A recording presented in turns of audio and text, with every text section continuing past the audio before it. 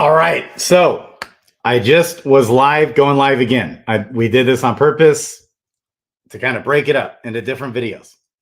Should have done it sooner so if you haven't watched, the last video was awesome on leveling heroes with About Life podcast, which I now put in the description of this video, his YouTube channel. Make sure you go like, subscribe, bell button.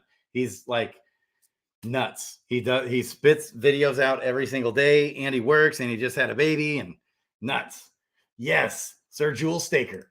Okay, so you know what? Maybe this one is better. Okay. All right. So love you guys. 3 Wolves. Yeah, baby. AP in the house from Kansas City. My boy. We're gonna link up. We will one of these times. All right. Yeah, baby. Effects. You want to come on? Anybody want to come on? This one wide open. Who wants to come on? Effects. You coming on? AP. Yes. 3 Wolves. Sir Jewel Staker, who both of whom I met, baby, in Miami. I love it. Okay. So for any of you watching this at any time later, I just did a video. You probably want to watch that one. It's better. But in that video, I read through this new Medium article that was tweeted out, and it's in the announcements, okay, about the night. And there's more I need to look into a lot of this with the Archer. We're talking on leveling, on how this actually will impact leveling, especially at least for a night. And I think different stats, of course, we always know, we know the basics that, hey, Burrito B, yes. Who wants to come on? Send a message in Discord and I'll send you an invite. Okay. I would love to have somebody on. So we were just debating about leveling and all the different strategies out there. Zabu has got an awesome strategy out there for leveling. And there's, okay, and I've always had kind of a contrarian view, just because A, we don't know, B, we want to be leveling our hero, helping them profession wise, because they'll level up faster, they'll be more profitable, which means, you know, when you're more profitable, you're getting more drops, you're getting more whatever of what you're questing for. It means you gain XP faster when you quest better, which means you level up faster. Okay, which is one argument. Okay, that's just one side of it. Obviously, we've known for a while. We've known for quite a while that with when you level, the stats in which they naturally level up better at will be the stats in which they perform better at in combat and PvP, and that's always, I think, going to be true in the case with Hubert saying that. But I think there will be many instances where other stats like iOS code, or who was just mentioning that luck will be really good for an archer. Well, the archer is only 40% on luck. It's not one of his top stats. It's one of more of his bottom stats, actually. So, and also, like with a warrior, okay, I do think wisdom will be important. With the magic evasion, at least part of it. Now, where this gets interesting is, we know strength and endurance and vitality are the knight. If I just said warrior, I meant knight. With a knight, we know strength, endurance, and with a warrior too, but strength, endurance, and vitality are its top stats. And so, and it's the stats in which they'll just naturally level up the best at also. And I read through all this at the end of the last video I just did with Too Honest, which is actually like his YouTube handle. You can't search About Life Podcast. Nothing will ever come up. But if you search at Too Honest, it will come up. Okay, but I put that in the description below. Johnny, baby. Love you guys. Darrow Evil. Yeah, baby. Zelf. Okay, we're gonna hit on Fight Club too, because I've been just smashing the raffle tickets. I'm 100% win rate. I'm going to show you and some strategy there. Okay. Like even in the lower classes, like I'm doing the middle heavyweight or whatever, or light heavyweight, whatever it's called. Okay. So, but what's interesting here for the night is that at least for some of these, like some of these early ones, okay, it's specific to HP, which is vitality and then strength. So valor and truth, X% effective strength increase in combat. So it's directly impacting strength and endurance and HP, which is vitality for a knight. Okay. And that's like foundational. I think when you get any type of percentage increase, you're going to always want all three of those and probably all three of the level 2 skill point ones. Okay. So increase effective strength. Here it is again. So I'm guessing iron and valor and iron, like if these will stack, holy smokes. That's pretty cool. Increase. So this one, just number 2 here on passive iron for the king. Increase effective strength by X% and endurance in both. Whereas up here, it's just, I wonder if those stack. Isn't that interesting? If you could do all of those, like, you know, okay. And then a lot of these are percents with the night. And so the night compared here, this is like night and day difference. The night here in combat with wisdom is night and day difference to the night in Fight Club, which I've already told Konex and he agreed. I think he agreed. I'm pretty sure, yeah. Konex agreed, I think. If I remember right, he responded. He wants to buff the knight. The knight needs buffed. He's no threat. He's like terrible in Fight Club at any level. Early levels, late levels, doesn't matter. I love being up against the knight all day long. They're no threat. You fierce attack them. You know, yeah, they are tanky, but not any more tanky than a warrior, not any more tanky, especially than like a paladin, dark knight, any of those guys. But I still like his moves. It's just like they need more pizzazz. We're going to hit on Fight Club here in a bit, but this is interesting. So just read through all this. Yeah, knight is a meat shield. Right, but he's not even a better meat shield. You know, there's better meat shields than a knight out there. Yes. Can you select only one skill at each tier, right? At least till 5th tier. Really? I didn't know that. So I still need to catch up on the alpha. So that's why I want somebody to come on. Somebody, come on, baby. Jump on the stream. Because I haven't read all the alpha. Okay, notes. 10 plus point skills cost 10 minus the cost of the basic version of the skill and require having the basic version. Okay. That makes sense. 15-point skills are only available to heroes with a matching class subclass. Yes. We knew that. So if it's a knight subclass, you have this option. Okay, range. So, but I'm guessing, doesn't this mean you got to be at a minimum 15 level 15, right?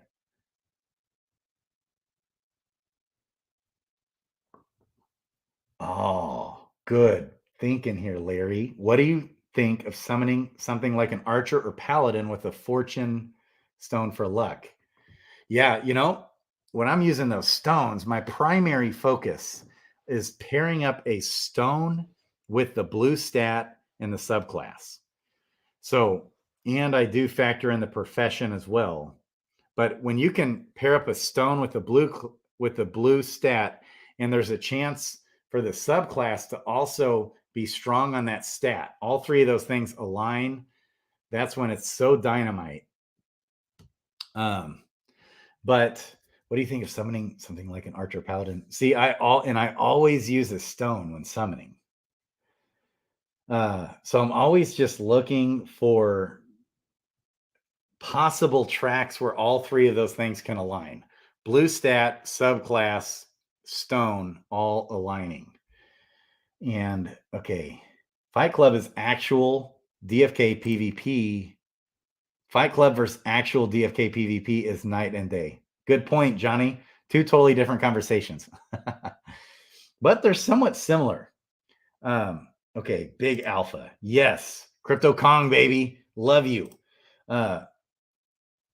Archer, absolutely. Luck hits their skill tree. Right. So I need to go through the Archer one again. I did take a quick glance. Wowie is currently breaking down this skill sheet and assigning ratings. That's so awesome that Wowie, man. I got to get him on. I think he even said he wanted to come on. Wowie, where you at? I'm going to message him real quick because I just saw something. All of a sudden my phone started blowing up. Okay. AP, baby. Dude. All right, AP, you're coming on. We're getting AP on. Baby, Aaron Price. My boy. I love it. All right. AP.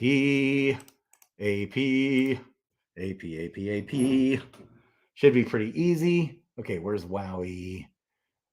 All right, let's do this, baby. I am live now. You should jump on. Okay, sweet. All right. Any second, we'll have AP. Who's live on Twitch? Who is? Right now? Wow, he is? Inviting an audience to watch him break down the skill sheet and assign ratings. That's hilarious. But see, what's cool, I think he might be able. Yes, AP from KC. Hey, my brother from Missouri. Yes, I grew up in Kansas City. I love it and live south of St. Louis now. How are you doing? Yep. Oh, man, doing great. Absolutely great. Wow. So I guess Wowie is actually live right now on his own Twitch or something. And it's funny because I just actually messaged him to go live with me on this just randomly. Okay. Anyways, so give me some alpha. What do you think? What do you think about this? Catch me up. What have I missed? I also heard that like Frisky Fox dropped something like right before New Year's, and I think I missed it because they were talking about it on Mythic Squad, but they didn't say what it was. It was like a New Year final. He dropped a note or something. I was wondering what that was. Catch me up. I've missed a lot of this Wisdom Alpha. I have missed some of the Wisdom Alpha too. So there's the 3 different skill trees that they've released: the Berserker, the Archer, and now the Knight. And one fun thing is that Workhorse has put in there those different stats that impact those skills. So that gives you that guidance of how to place your stones when summoning, how to use those attunement crystals when leveling, right? To line it all up with those skill trees. Especially for the Knight, having endurance, strength, vitality, and is just huge. Yep. On the Archer, I think strength, dex, and luck. And on the Berserker, strength and vitality are the ones that I remember. Okay. So let's pull that up real quick because I bet they're in here. DeFi Kingdoms. Okay. Anything else that you remember?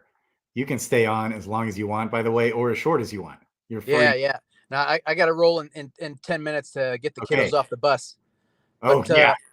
The Fight Club stuff was the stuff I wanted to talk about. Okay. Let's do it. Since that you're only stuff here coming in. Since we only have you here for a little bit, let's. So Connix has done an awesome job with revamping the tournament structure. Oh my gosh. So in the months past, we would have a tournament that would last a week and a half because it would just take forever to herd the cats and get these matches scheduled. But now with the speed tournament, auto matcher, these things fly.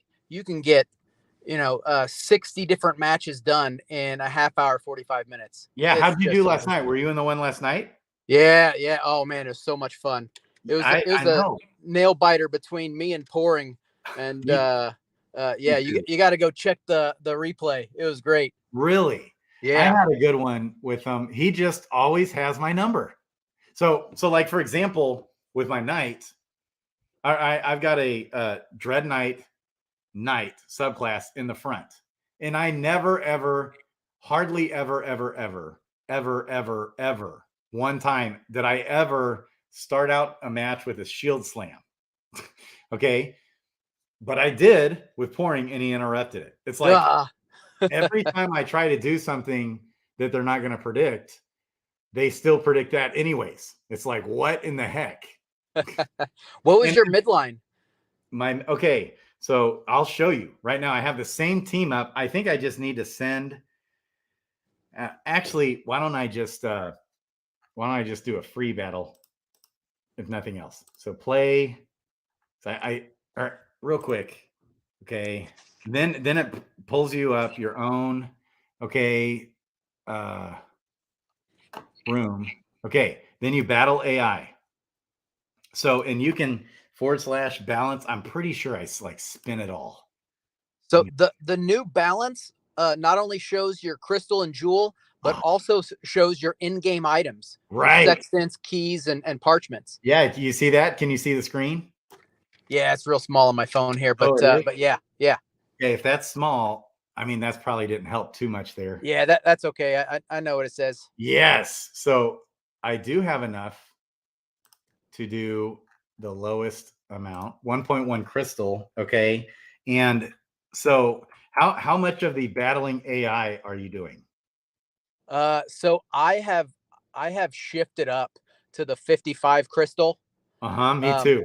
So I've been blowing through it, and I'll go like, I think I went Saturday morning, and I dropped like I think 800 crystal on matches, and then loaded it all into the large raffle crystal packs. Oh yeah, how many do you put in on those? Like I'm always you want to go all or nothing pretty much. Yeah. Oh yeah. With those. So Tad had the Aphex had the great alpha of like 100 grand for the large, like 8 crystals each packs. Right. There's only four crystals each packs right now, and I dropped 70 into it last week and won. And so wow.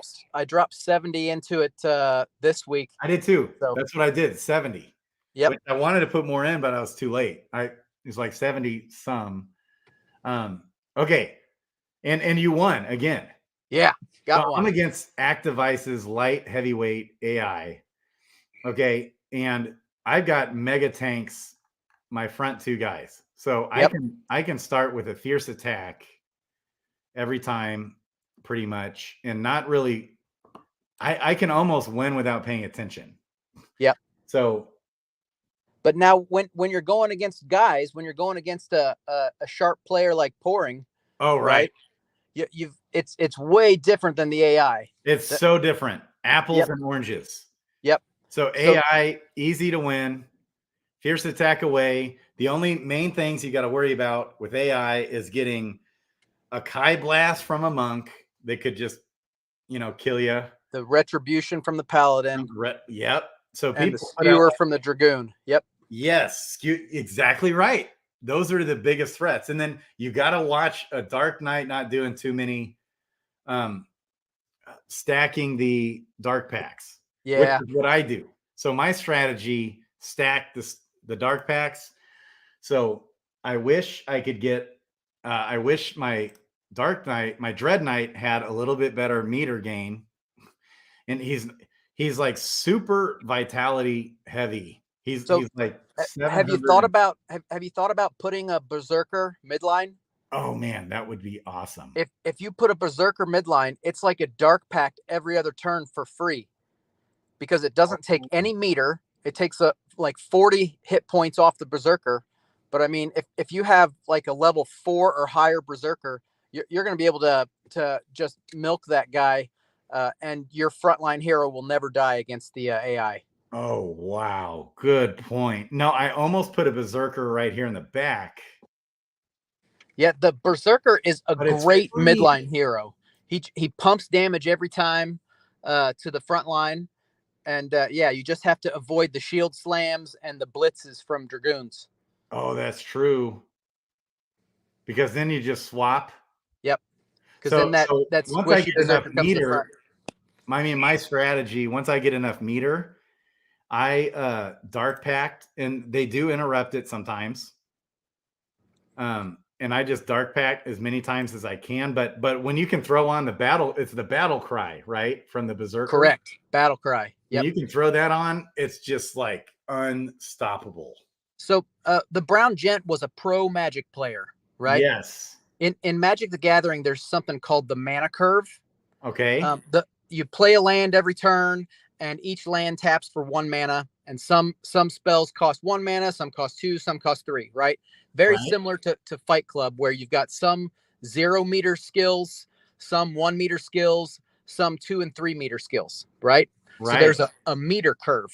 Yeah. At the very beginning of the game, nobody has any meter. Right. So you want to have somebody in your front or second line that has a 0 meter skill for that threat of a skill. Sure. Otherwise, you're too predictable. Right. So having a in the early game, having a 0 meter skill in your front or midline, and in the mid to late game, having I call it a meter sink, something to absorb that meter in your midline to backline is a really good Fight Club hero structure. Yes, especially you don't want someone in the back who's tanky and has like a thief where you never require meter, because you're going to end the game. Then it's going to be wasted. Yeah. Like 8 meter. That's so true. Yep. Yes. So the berserkers, the battle cry is no meter, and it is absolutely OP in the game. Yes, it is. And it buffs your frontline hero. Right? It buffs your frontline hero 50%. So if you get a battle cry off in a turn, that frontline hero basically gets a fierce attack. And then every attack forward is and then it stacks, right? Does it stack? And it stacks. And is it for the whole game? For the whole game. Yep. For every hero, or just that one in the front? For just the front hero. So the battle cry will buff the front hero. And then once that front hero dies, the mid hero doesn't get it. Yep. Okay. And if you want to play the pump game, you could put a pirate or a dark knight up front too, and then you can be pumping every turn. Battle cry, dark pact, battle cry, dark pact, and that frontline hero just that's my move right here. And especially when you get the dark pact with the battle cry, it is so nuts. It is so crazy. And so you'll notice here, all I'm doing, I want to replace my Dread Knight. And so I could put my Dark Knight in the front here. Yep. And so your Dread has a subclass of a knight. What's your Dark Knight have a subclass of? Of a warrior. So cleave. Yep. So I'd probably, out of those two options, I'd probably keep your Dread in front, because if they have a priest or a berserker or another squishier hero in the midline, you can shield slam that squishy hero up front, which is nice to do. The shield slam comes in handy. Don't you think it needs some major buffing though? Yeah, I do. I think it needs some kind of a damage element, right? Or it needs to lock those skills on cooldown for multiple turns instead of just one. Yes. Now it's really awesome when you have the speed to, and they use this skill in the midline. Okay, their midline guy uses a skill, but yours is faster. You do shield slam. He comes to the front. He tries to use the skill, but he doesn't get it off. Oh, it's beautiful. There's a couple of other skills in the game that'll do that too. The Pirate's Plunder and the Dark Knight's Decaying Blade both absorb meter. And so if you absorb 25 meter from the Plunder or 80 meter from the Decaying Blade, and then your opponent doesn't have enough meter, their skill doesn't go off either. That's right. So Decaying Blade. So I'm just like a junkie for Dark Knights. Yep. But I They're just awesome. don't, and I do like so my guy just finally died. So my Dread Knight finally just died. The only reason why I have him is because he is okay. I'll just fierce attack, I guess. Like it doesn't even matter. It's like not even a contest. Watch this damage I'm gonna put out. Boom, 267. Wow, dude, that's epic. Yep, that's great. Yeah. So, and then you throw in Battle Cry. So I was strongly considering getting my Berserker, but I just had to get him in real fast. I just had to get a team. And I spend too much time trying to figure out the best team. Yeah. Going through all my heroes. So you're even saying like a lower leveled Berserker is fine. Yeah. Well, so for the hero capped weight classes, right? For light heavyweight and down, where you're worried about that hero cap, that midline, you can strategically choose a lower leveled hero. Mm-hmm. And yeah, if you've got a Berserker with high hit points, it doesn't really matter what level they are. Yes. So I'm thinking for the light heavyweight, I have a beast of an archer, an absolute monster archer who's only level 13, but he's just Perilous Journey mythic, and he's just leveled really well. Oh man, that's great. And so, and Sandwich Punch used his 16 archer, and he kicked my ass. So I had a decent chance at pouring. I still almost beat him, even though he interrupted me like so many times with this very team. But he just is so good at the game. Yep. His depth in the game. So he's really good at anticipating. But I'm telling you, if you take that stacked archer and you throw a Berserker behind him to pump him up, the huge amount of dex on that archer will outspeed any frontline tank that's thrown at you. Yeah, and he's kind of a tank. So I'm thinking a Berserker with this Dark Knight is only a level 11, but he's almost 7. Or no, I think he's over 700 HP. Yep. But you can put that Dark Knight in the back, okay, because it takes a meter to do both his skills, both the Dark Pact and the Decaying Blade. And so early on in the match, you've got your archer, you're pumping him with the Berserker, and eventually when you build up some meter, you can actually swap that Berserker to the front line as a meat shield to die, and then you've got your two strongest heroes in the front, where you can keep swinging away with that archer, and you can keep throwing Decaying Blades, or you can keep pumping up the Dark Knight in the back, and then you've got two monsters left over. Okay, so you put your Berserker in the mid, you pump away at the Battle Cry at first, and then you move into the back and let the archer die, and then you can have the Dark Knight then pump him away with the Battle Cry and the Decaying or Dark Pact. Sure can. Yep. Dude, that's the strategy right there. And especially, hey, if you have a Berserker with a pirate subclass, you in the mid, you can cannon barrage him back to the back. Well, you can from the front line if he gets sucked to the front with a shield slam or a blitz. Then yes, you can cannon barrage him back. Well, even from the mid, he'll cannon barrage to the back. You can't use your subclass skills from the midline. Just your main class. Wasn't using my brain. But that is a good combo in case you do get sucked. It sure is. Yep, it is. It's a good safety valve. Yeah, skewer, or not skewer, but the other move, blitz. Yep. And like Vendetta. Oh yeah, Vendetta. I forgot about that one. What are the other ones? Shield Slam, Vendetta, Blitz. Yeah. And I think that's it. Maybe Backstab. Backstab is awesome. If they're switching, Backstab is cool. So the Thieves are cool, but so what do you think? Raph was saying with ninjas and the bomb what's it called? The Mesma bomb or whatever. Yeah, I can never pronounce it right either. Right. Miasma, something Masma. like that. Yeah. I like he was saying it's really OP, but it doesn't. When with my tanky guys, I'm just So like, you can do that all day long, and you're toast. It is good, and so I've got these Jack Thieves, and I could do like all these Viper strikes.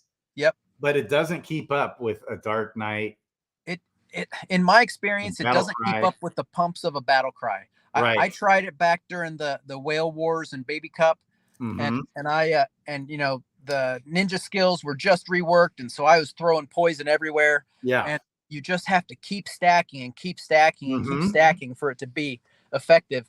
And a couple of interrupts, and then you're worried about their cleaves, you're worried about their dark packs Right. and their skewers and stuff like that. So yeah, uh, another metric that I haven't really calculated, but you just think of intuitively is your meter per damage, Mm-hmm. or your damage per meter, right? And that the damage per meter or damage per skill usage of the poison skills just isn't as high as a dark pact, or as a skewer, retribution, or uh, rancor or battle cry. Yeah. I agree, man. Oh, oops. I couldn't agree more. Are you good on time? You got kids you got to get? I got to get these kiddos off the bus. Thank you so much for having me on, though, man. Love your channel. Love the enthusiasm and everything you do for the community. DeFi Kingdoms to the moon, baby. If you come back with the kids, get them on. Come back on. I'll probably still be live. Oh man, sounds great. I'll try to convince them. Okay. Love you, man. Love you, We'll Grady. see We'll you. talk again. Okay. Bye-bye. Bye. Okay, Rock 808 in the house, baby. Did you go live today? Did Rock go live today? I've been missing my Rock time. I mean, it's hard to keep up with all this when he's doing it every day, 3 hours a day, but I need me some Rock love in my life. I'll tell you what. Okay, we're going to keep talking more alpha. That was phenomenal. AP is kind of he's really good. He's almost pouring level. He's always in there with the tournaments. So I went up against the Brown Gent who's brand new at the game and destroyed him, but he didn't realize a couple things in the game. He's still learning the game, brand new. I wonder how the Brown Gent did, but I was telling him Dark Pack because he's got a good Dark Knight in there. Okay, and then in this team, it was like I can't lose with this team, and so now when this grays out, you got to go back here to play here and restart this over. You hit play and then it adds a whole nother, and then you come back and it's fresh again. You hit battle AI, and I want to send some more crystal in here. Okay, you're about to. Oh, cool. Rock's going to go live. All right. Rock's going live after this. I'll try not to be too long then, Rock. Or do you just want to hop on? Can you go live on your channel and come on this at the same time like you did that one time? If you can do that, do that. In fact, I'm just going to send you a link. I think I still have the link. Sorry, I'm going to have to show them your screen here. If that's not a problem, I don't think we have anything super personal. Rock, man, we haven't even chatted. Okay, take your time. Okay, well, Rock, I'm going to send you a link if you want to jump in. Did I miss him? I'm sure I missed him. I've got, look at all these chats. I'm almost caught up today. Okay. All right, I'm just going to search ROCK. If you want to jump on and go live on yours, you sure can. Okay. All right. So that's there. Back to Fight Club.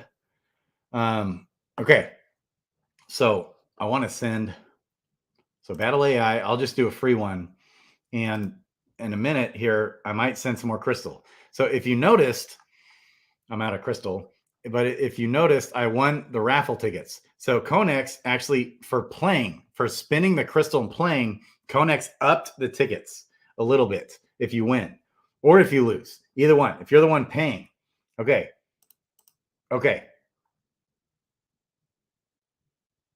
I've got 2 monitors. Yes.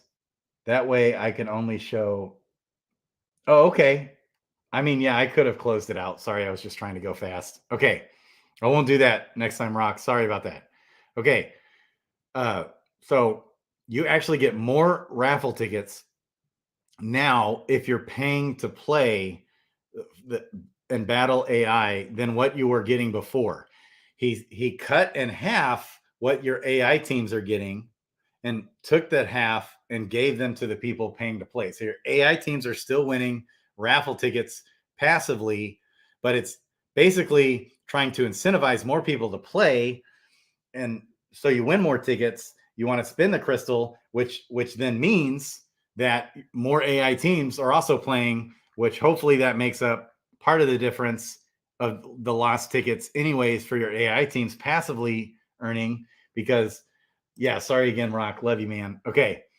Now feel free to hop on if you want. Okay. So okay. So battle AI. Now, one point he just made. So the OP guys in this, like, and I don't even have, there are different strategies, but there's a really probably the best strategy that I could imagine is exactly what he just suggested, which is the only reason why I have this Dread Knight up here. And you kind of got to watch, okay, level 10, level 9. This is digital sniper, baby, in the house. And so even Cleave, so my Dread Knight and Dark Knight compared in this class level are so stacked as far as HP. They're just so hard to beat. They're so hard to take down. The only real threats of that are Skewer with the Dragoon. If you take if you have if Skewer gets off, which is only 1 meter required, it will knock you down 40% of your existing health. So, all right, Rock, baby. Yes. Oh. Hey, and you can go live too on yours if you want. I can, but I have some work to do. And so when I saw you live, I was like, oh, yeah, that's great. We'll let Grady do his thing, and then I'll just come on later. But definitely wanted to stop by for a minute and just say hello to you. Dude, I miss you. Catch me up with what's going on in Rock's life. Oh, how are man. you doing? A lot of stuff offline, behind the scenes. Had a death in the family, just a bunch of stuff. Don't want to get into any of that kind of thing. But, so and you were sick for a while on top of all that. Oh man, I had a cough and phlegm and stuff all the way up through Christmas. In fact, it just stopped. I think I stopped coughing just a few days ago, like sometime between Christmas around the New Year. So I've only been like cough free for maybe a week at the most. It's been crazy. It's just really bad. It wiped me out too. Yeah. But it seemed like it wiped you out even longer than it did me. I was out for a while. Like I don't know. But then I started getting better, but it was like I was still kind of sick and it just lingered forever. I wasn't feeling particularly bad, but there was a scratchy throat and a cough stuff that just would not go. And I guess body trying to heal from that produces a lot of phlegm. And so I was just getting a lot of that drainage, and it's just not a good thing. So I'm glad I'm finally totally over that. That's good. Yes. So everybody in the chat, if you're missing Rock in his streams, give it a shout out right now. Let's hear it. Let's give Rock some love, some well-deserved love. Thanks, guys. Rock is like a staple of DeFi Kingdoms. He is my goodness. He is like your stable, foundational. It's like I'm walking on level ground because you always know he's going to be there every day. Not for the month of December, though. It's been this whole month of December has just been terrible. But hopefully we're going to get back into it. I just had somebody mention that they missed my morning streams on Twitch as well. So, and I do plan to get back into the 3 hours in the morning and then also 3 hours in the afternoon. So we will get there. It's just I've got so much stuff. Anyway, enough about me. I'll do a stream when you're done, but dude, take your time. Okay. Do whatever you want to do. If you need to take an hour or 2 or 3, you go right ahead. Okay. Well, and just know this, that whenever you're ready to go live, jump on here and let's go live together. And then I won't be long on your stream. Sure. But whenever you want to do that, you can do that. So no, man, I literally have hours of work that I need to do. Some of that is for DeFi Kingdoms, in fact, and so I was going to go. I needed to do this work, but I figured, you know what? I may as well talk to some of the DFK fam while I'm trying to get this stuff resolved. Like I've got, like one example is I've got PJ heroes that I'm not sure how I want to level them up, and so I was going to talk to the community about that. Oh, well, so Grady, you're on. Do you want to talk about PJ? I don't want to intrude. No, dude, that's what's okay. I just did like a 2.5 hour long video. An hour and a half of that was with About Life podcast, and it's all about leveling. Oh, wow. And so crazy. And then that's what led into, as far as we actually have actual alpha from combat that directly impacts the leveling. Wow. Okay, with 3 heroes now. All right. And it's kind of going along with what we would have already thought, but with a knight. So we only have knights, archers, and berserkers right now. Right. And so with the knight, HP, which is vitality, strength, and endurance, which is, of course, no surprise, it actually is adding, multiplied percentage of effects to his skills. I see. Okay. So like strength stat directly impacted, endurance stat directly impacted, and HP, which is vitality, directly impacted. And these are passive, so they keep going. Yep. Yeah. And so these are the skills that use mana, not the abilities or traits. Right. Okay. Passive traits or anything like that. So, which is interesting, right? And here on these level 2s, these will just be like at high level knights. These is going to be super OP. Yeah. Wow. Because it's actually a multiplier percentage to your directly to your strength and endurance stat and vitality. Okay. And what they've said with the archer is that strength, dex, and of course dex, and also luck with the archer has some similar things. So I want to pull up the archer's one. So when leveling an archer, might focus on those 3 potentially for combat. Right. Okay. And then for the berserker, it's obviously strength. And what else did they say? Vitality, endurance. I think it was just strength and it was only like maybe 2 with the Zerk, where there's actual like stat multipliers. Oh, you're talking about the berserker, yeah. The berserker, right? I forget what those are right off. Okay, and so, but we were talking about leveling. That's what led into this, because I haven't really spent a whole lot of time examining these too closely. For one, they're subject to change, but these aren't even concrete. So it's not, once they add a percentage, he hasn't even actually put in the X, he just put X percentage to give us an idea. Right. But this is like straight how to best level a knight. Strength, endurance, vitality. I think those are already the stats that we know about for knights, right? Yeah. Obvious, yes. But I think it might depend on the different heroes where there's actual stat multipliers. So you're talking about with stones?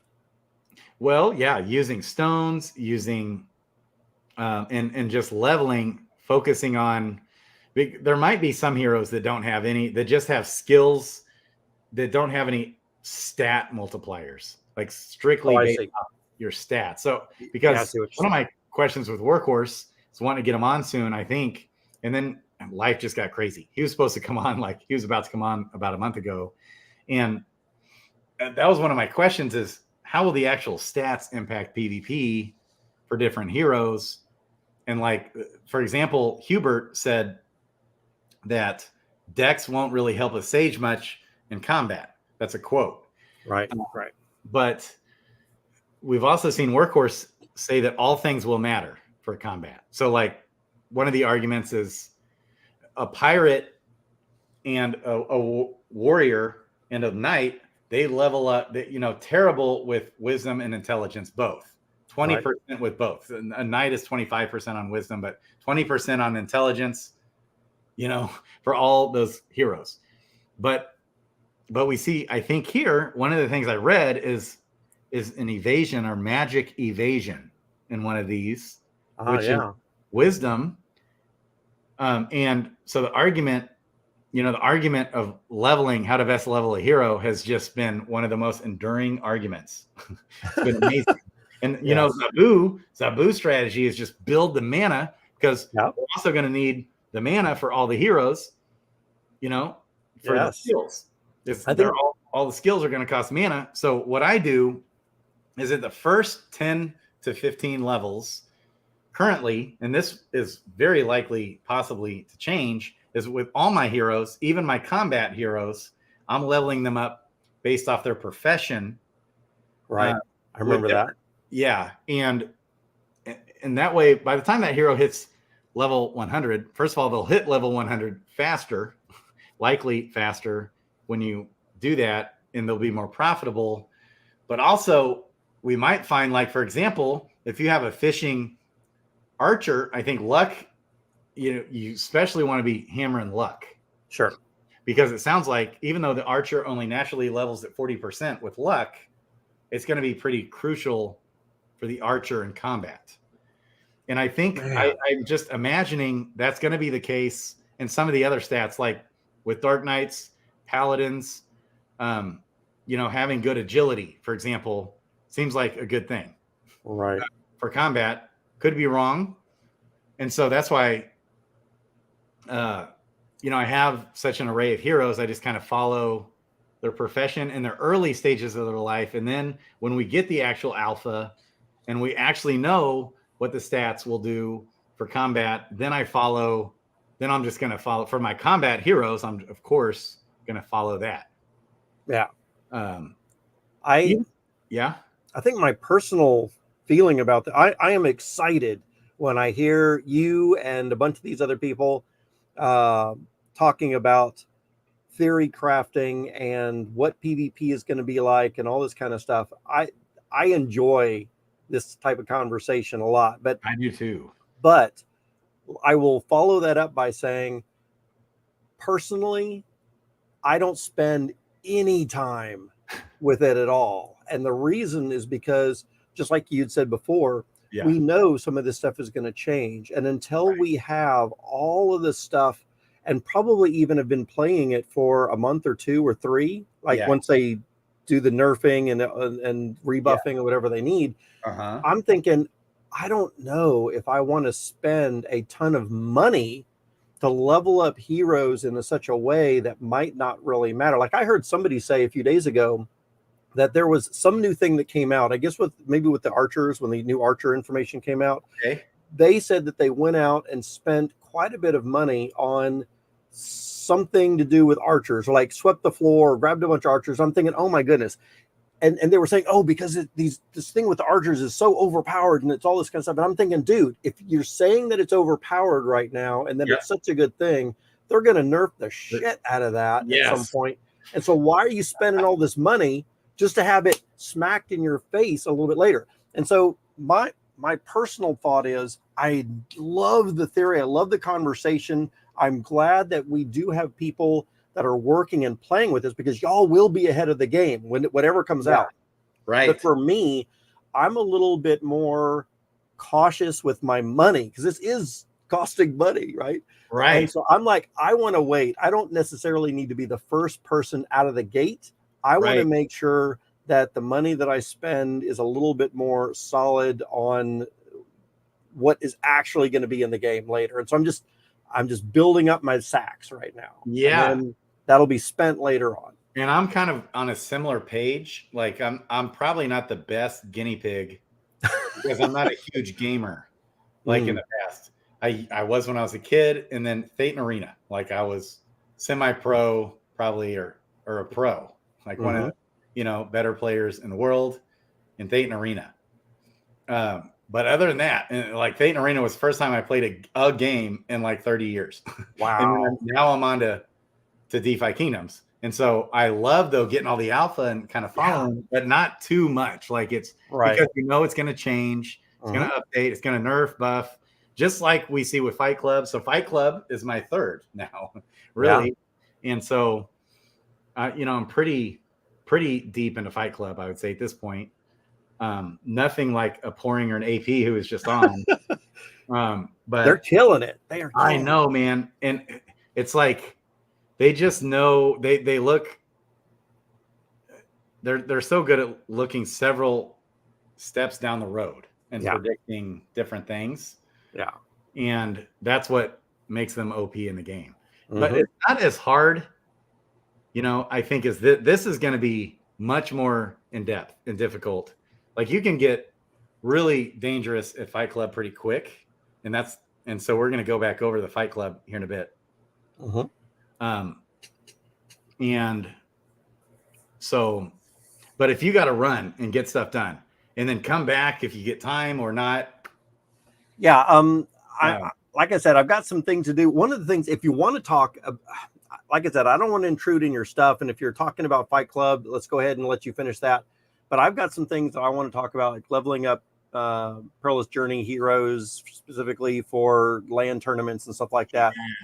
But there's just a bunch of other things that I want to chat about also. And like I said, I don't want to intrude on your stream, but I definitely wanted to come by since I haven't been on in a few days. Wanted to come by, say hi, see how you're doing because I haven't talked to you in a little while. And do you want to do that now, or do you want to come back? Do you want to get done what you need to get done and come back? Dude, I've got like 40 hours of work to do. So it's not like I'm going to finish it up and then I'll be done and come back. So, let's put, this is your stream, right? So yeah, but this is, I was going to even invite Zabu. I was going to invite, like AP was just on. Yeah. I was going to invite different people to come on, the Beeve, whoever. Okay. Well, yeah. Come on. So yeah, I mean, I was just going to let this be more of an open to talk about different like alpha or strategy of DeFi Kingdoms streams. So go. Yeah. So yeah, I'll tell you what, I've had my few minutes on with you. Love it, man. Thanks. Always fun to hang out with you. Let's let someone else come on. I'm going to keep you playing in the background, listening. Okay. And yeah, I'm just going to do my stuff. And then whenever I hear that you're wrapping up stream, I'll fire my stream up and I'll just pick up from there. And talk through those things, because the reason why I said what I just said was to say that this stream is built for someone like you to come on and talk about what you want to talk about. Oh. Which is, in your case, how to level a Perilous Journey hero. Do you want to do that right now? Let's do that right now. Okay. Let's do it. So and here's everybody's invited to come on the stream too. Yeah. So, okay, go. Yeah, if some other people want to jump on live, Grady's got the door open. So here is, let me get in the mindset of how I wanted to address this. I've got several Perilous Journey heroes, right? And every level that they go up, I feel that I'm diminishing the advantages that they had. So like when they're level 1 and we got 15 extra stat points to add, right? We had 3 stats that we could add 5 to. Isn't that, am I remembering that correctly? Okay, one more time. Sorry, my phone was blown up. Just making sure. Yeah. So for Perilous Journey heroes, I seem to remember that one of the advantages that those Perilous Journey heroes had is we could choose 3 stats, and each of those 3 stats got 5 additional stat points, right? Right. That's how it was. So 15 extra stat points, as long as they applied them. There were some that they didn't do it. Ooh, yeah. That is true. Right. And so when you're buying Perilous Journey heroes, you need to make sure that the previous owner actually applied those stat points. Otherwise, you're not getting quite as good a hero, but you still are getting a decent hero, because remember, Perilous Journey heroes are going to be in some kind of a special land tournament that non-Perilous Journey heroes are not even going to be able to pick a part of, right? Right. So as long as you've got any Perilous Journey hero, even if they didn't have those stat points applied, they'll still be eligible, but they probably won't do as well. Yes. As of course the heroes that have done. Anyway, here's what I'm getting at. Mm-hmm. When you apply 15 additional stat points to a level 1 hero, and then you're battling another level 1 hero that doesn't have those 15 additional points, that's a massive difference, right? Massive. Right.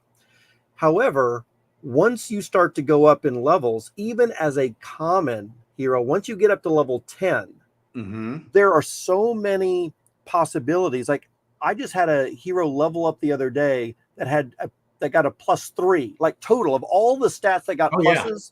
It was just 3 points added for the entire level. Whereas, of course, I've had other times when there's been, 12 or even 13 points have been added on, which is really good, of course, for that level. I think the average is 7, right? The average is 7. So if you have a couple of levels where you get some bad rolls and you're not leveling up so much, very soon that PJ hero, once you get to level 10 and maybe a little bit higher, that +15 gets washed out. You see what I'm saying? And so here's the question.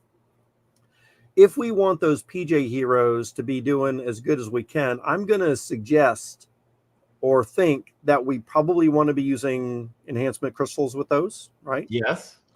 Maybe even the common heroes, whereas maybe sometimes we might not want to add crystals to common heroes when leveling them up, because what's the point? But maybe with these PJ heroes doing land tournaments, we probably want to use crystals with all of them. Yeah. So like I've got an uncommon ninja and then I've got a mythic ninja. Okay, and the uncommon one is Perilous Journey, and the uncommon ninja is 1 level less, I think, than the mythic ninja. And the mythic ninja has leveled up pretty well, but my uncommon ninja still has more stat points, even at 1 lower level. And we're talking like level 12 and 11 or something, somewhere in that range. Right. And so, man, the uncommon Perilous Journey is still outpacing even the mythic. And so I kind of, even with just all my heroes, but especially with the Perilous Journey ones, I'm always using at least a lesser crystal, on those, because. And I'm glad you said that, because you said at least a lesser. And I was thinking about that today, and I was thinking, you know what? These Perilous Journey heroes, they're going to be in tournaments against other Perilous Journey heroes. And if I want mine to win, this is for land, right? This is a land tournament. Do you own any land yet? No, Brady? I almost did, but I didn't. And then how many all brought up anyways. And how many Gen Zeros do you own? Now I'm up to 15. So let's think about this. Somebody like you, somebody like me, who, and especially you, that owns so many heroes and so many Gen Zeros, even you don't own any land yet, right? Right. So land, we know, is going to be super, super valuable. And when you know that there is a big chance, let me ask you this. When we have so many opportunities to win Gen Zeros, right? You've got summoning events. Yes. How hard did you try on the summoning event? I ate in as hard as I could. Yes. So what about merch? Merch was another way that we could I bought some merch. Absolutely. Sure. Dark summoning. Did you do dark summoning? I did, but not as many as I wanted. I only did 30, and I was planning on doing way more. I just couldn't bring myself to it. And did you do S Jewel as well as C Jewel? Yes, both. Right. So here's the point. Yes. People like us, we're doing so much stuff to get Gen Zeros. How much more do you think that we would do for land, which is even more rare, and more valuable, right? So here's the deal. Yeah. If the only thing that we know of right now that's going to get us land is the Perilous Journey land tournament heroes, right? These Perilous Journey heroes for the land tournament. It's the only way I know of right now that we're going to get land. And if anybody else knows a different way that I've forgotten, speak up. But if that's the only way, I want to make sure that my Perilous Journey heroes are better than everybody else's, right? Yeah. And of course, everyone else is thinking the same thing. Right. So if I'm willing to do X, Y, and Z to get a Gen Zero, I should be excited to do more. Point, right. Even using those greater attunement crystals. Exactly. Yeah, that's exactly my point. Yeah. You may as well go for the greater attunement, because how many, for one, even if you've got 20 Perilous Journey heroes that you're going to do, they don't level up that often especially once you start getting up to higher levels, you want to beat the other players. Yeah. Right? You've got to beat the other players who are doing the same thing. So if you know that other people are doing lesser crystals, what's your advantage? Greater crystals, right? Yeah, man. Yeah. Hey, I bet the tavern's pumping right now with I bet all the Peerless Journey heroes are getting bought up, man. Yeah, absolutely. I think that's already happened. I own a few, and there's no way I'm selling any of my Perilous Journey heroes. I'm surprised to still see any on the market. Wow. Yeah. But, I need to check. I haven't checked. So here, wow. So here's some other things. Now that we know that we're probably going to be using greater crystals on Perilous Journey heroes, of course, then everyone else is going to do that too now, right? So here's the deal. How do you level up your Perilous Journey heroes to make them better than everybody else's? Of course, we're talking about this on the podcast. It probably majority of the community is listening to, so it's not going to really help too much. But which is totally speculative at this point. It is. But we know that the stat bonus, I mean, we know that the heroes are going to be competing against each other. So you want to make your heroes as good as possible, and leveling up with higher stats just seems to make sense. You want to do everything you can for that. So here's the thinking. Besides the crystals that we would want to use, what should we be focusing on as far as the stats? And I think that archers should be focused more on the archers' primary stats rather than the profession is what I'm thinking of, right?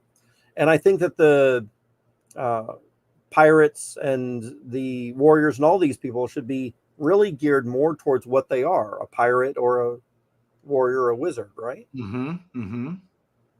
Yeah, well, so I would say the greater attunement crystal or atonement crystal is, that just gives you, it's kind of like using a chaos stone, actually. Okay. Yeah. So it just hits 2 random stats, gives you a free stat on both, plus gives 1% to each of the stats on the primary growth, and then 2% on each. So the secondary growth, you can only use it one time. Okay. And that is, I think, a good move. Then after that, I would recommend focusing more on the subclass. Mm-hmm. And so, like in this case, this is a pirate subclass. Yeah. And also, especially like if it's also matching with the main class. So if you're going to actually use a greater or a regular, regular crystal or a lesser, sure, you want to be, maximizing that subclass chance, since a greater crystal gives 45% on top of this 21%. Right. So that is 66.5% chance in the subclass for Dex to hit. Yeah, I remember you talking sometime a while back about the way that you use crystals a little bit more, where you focus more on the subclass since it has a much higher. Mm-hmm. You're not going to do a lot of difference between like an 80% and you're adding 5 to get 85. But on the subclass where you've got like a 40% increase, those have a lot more opportunity to change the game, right? Yeah. Right. Whereas, like, especially in the case of a lesser crystal, okay, like in that same scenario on this Dex, I'm getting 60, 45 plus 21.5. Yeah, 66.5% if I use it for Dex. Mm-hmm. If I use it for Wisdom, I'm getting a 50% chance. Right. So that's a big difference. On a lesser crystal, this goes to a 36.5% chance versus a 20% chance. So a better than a 1 in 3 chance versus a 1 in 5 chance of that hitting. And so each time you level up, you just, as far as using crystals, you want to maximize the chances of getting the maximum number of stat points possible. And the subclass does matter. So even if, in case some of the cases, like where, let's say you got like a pirate and a wizard in the subclass. Well, hitting for one, okay, we had Ethan over here said mana is not important with a warrior. I believe a warrior with insane strength, vitality, endurance will smoke a same level warrior with less strength, vitality, and endurance and a lot of mana instead. But we do know that we got to have the mana to use the skills in the first place, right? Yeah. And this type of comment right here, he could be right on, right? He could be totally right on. But for me personally, this is what I was saying about my viewpoint personally. There's too much unknown right now that I'm not even going to speculate on anything like that at all, right? Mm-hmm. Yeah, that's just me personally, though. Yeah. Like, and I don't think we have. Ethan might have meant the knight and not the warrior, because we don't have the warrior alpha out yet that I know of. And so, but he's probably right. It would be similar with the knight. But if the warrior can't get his skills off, right, to use his jacked up skills, he might actually get his ass beat by someone with more mana. Yeah, I mean, what if there's a wizard or something, or a priest that comes in and does some stuff that, because the warrior can't get off certain things because the warrior doesn't have enough mana to get off those skills, gets his butt kicked in a different way, right? So right. It's too speculative right now, I think, personally. Right. So I would say, and Hubert did confirm the subclass is going to matter regardless. So even like on a case with a pirate wizard where it's like opposites of everything that they're good at, well, he's still got the wizard subclass. So pound and wisdom, intelligence, or whatever, and then also following it with the. I wonder how they're going to do the land tournaments on the Perilous Journey heroes. If there's going to be, because if you can level up faster, because if you're following the stats with a profession, it might not be super drastic at first, but as it does get more and more drastic. So like in this case with, if I sort this by. While you're working on that, Grady, I've got a question for you. Mm-hmm. Can you imagine in your brain here, Conan the Barbarian going up against Gandalf from Lord of the Rings? Right. Who's gonna win that fight? Probably Gandalf, unless they're close range. Right. And so kind of what I'm getting at there is, depending on the situation right there, I think that it's very easy that a magic user could do something to a warrior, and it's not going to really matter necessarily what the warrior is going to have. Of course, I'm sure that this game is going to be a little bit more balanced than that, right? But I think you can see my point there. Yeah, I think that's a great point. And I think we're kind of like, Gandalf all day. So Wowee, jump on with this. I didn't even know when I messaged you earlier, Wowee, that you were like, I guess you're doing your own Twitch stream. Jump on, baby, because we want to get your alpha input. We're debating how to best level a hero.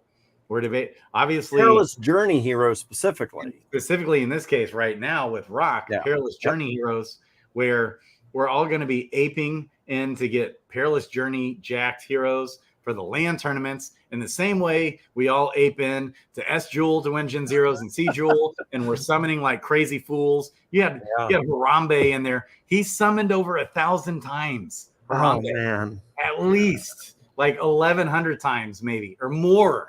That's Can you crazy. believe that? That is crazy. Unreal. Yeah. Okay. Because he had those 2 accounts. He's got 2 accounts in the top like 5 or 6. That's just crazy. And I thought I did a lot of summoning, and then I realized, oh my gosh, I'm like barely in the top 50 or something, I think. I put in my 8 summons, and I'm just going to cross my fingers and hope I got it. We got Wowee in the house. I'm sorry, I didn't even see it there. I'm a sneaky guy. Hey, guys, what's going on? Hey, I love you, man. Okay. So have you been listening into what Rock was just talking about with Perilous Journey? No, I have not heard it. No. Okay, so if you just came on, real quick summary. Rock is saying, hey, we should be aping in now to Perilous Journey Heroes and really focusing on leveling them up hardcore with mega stats. Because when the tournaments come for land, which is even more rare than Gen Zeros, we're going to be really wanting the land, right? So we're going to be wanting to compete with these heroes. And so how to best level them up for PvP and combat, which in general, we kind of know the general with, like you want to level them up, in the stats in which they naturally level up the best at.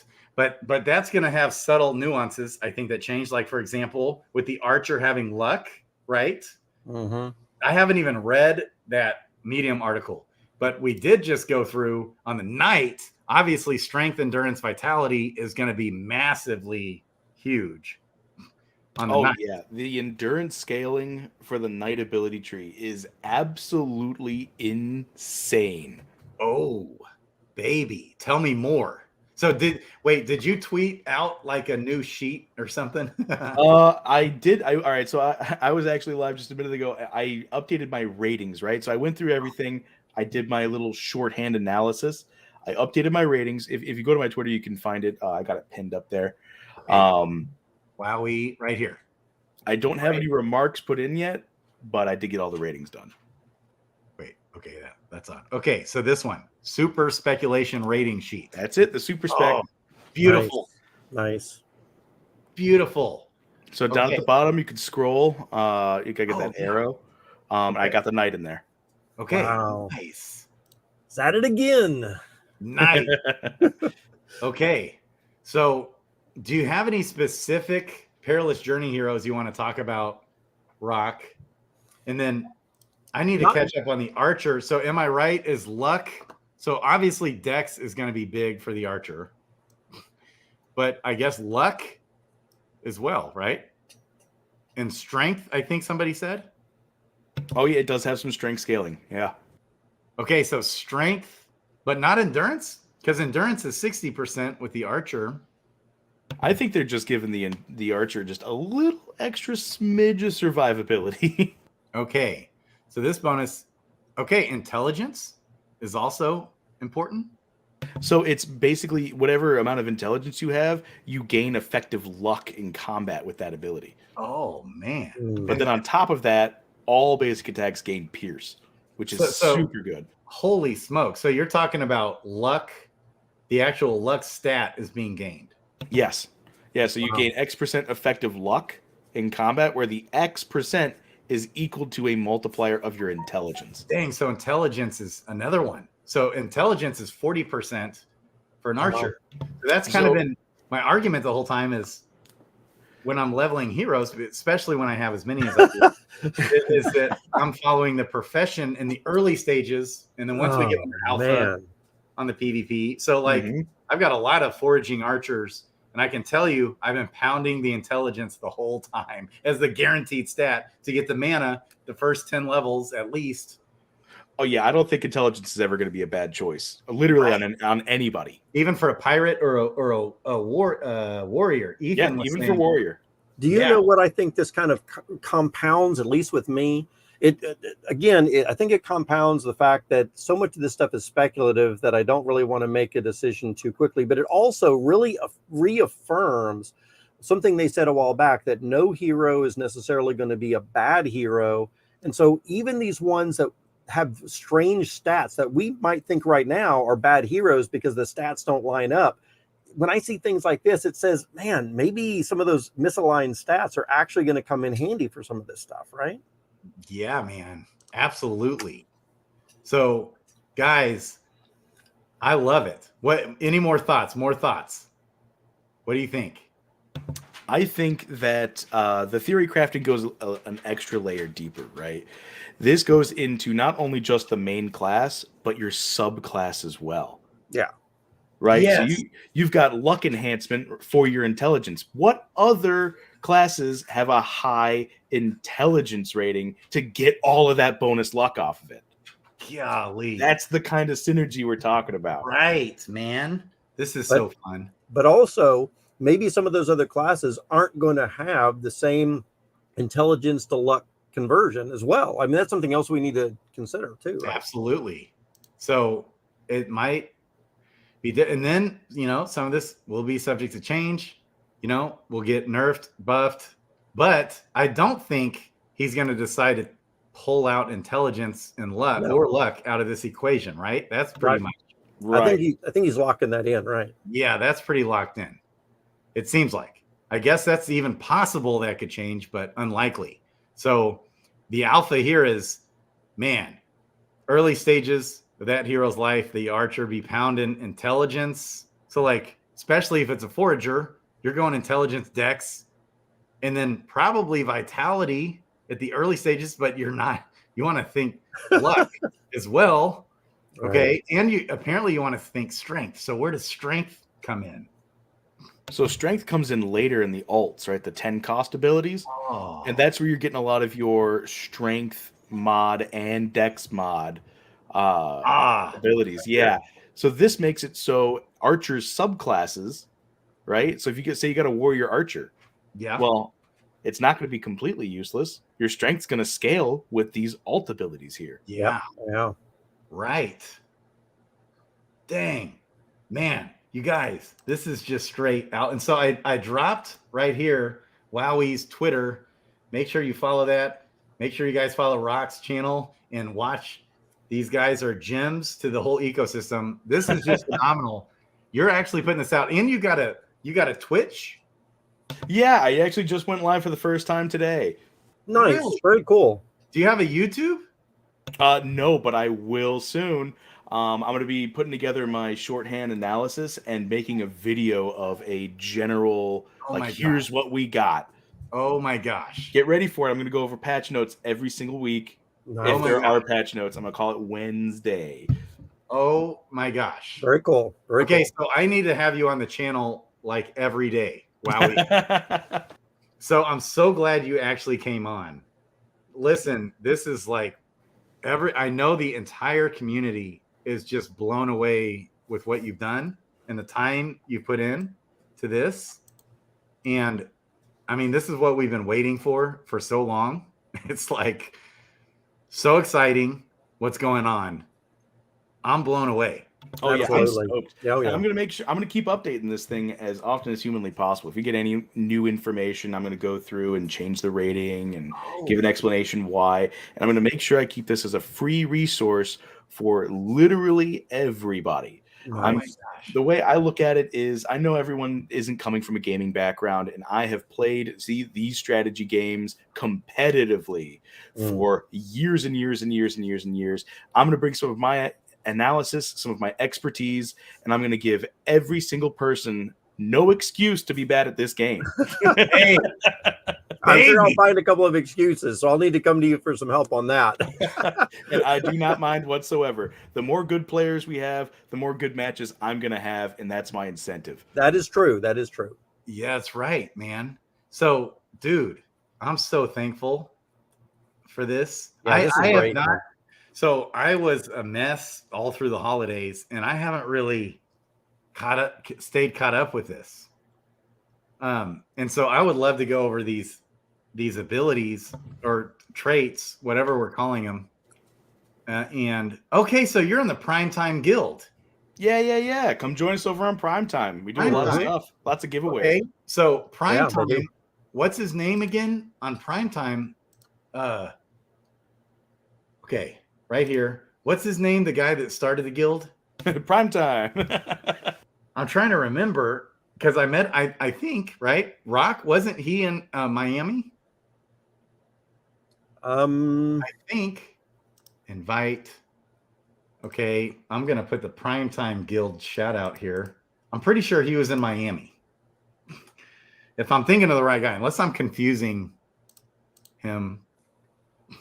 So shout out to the Primetime Guild.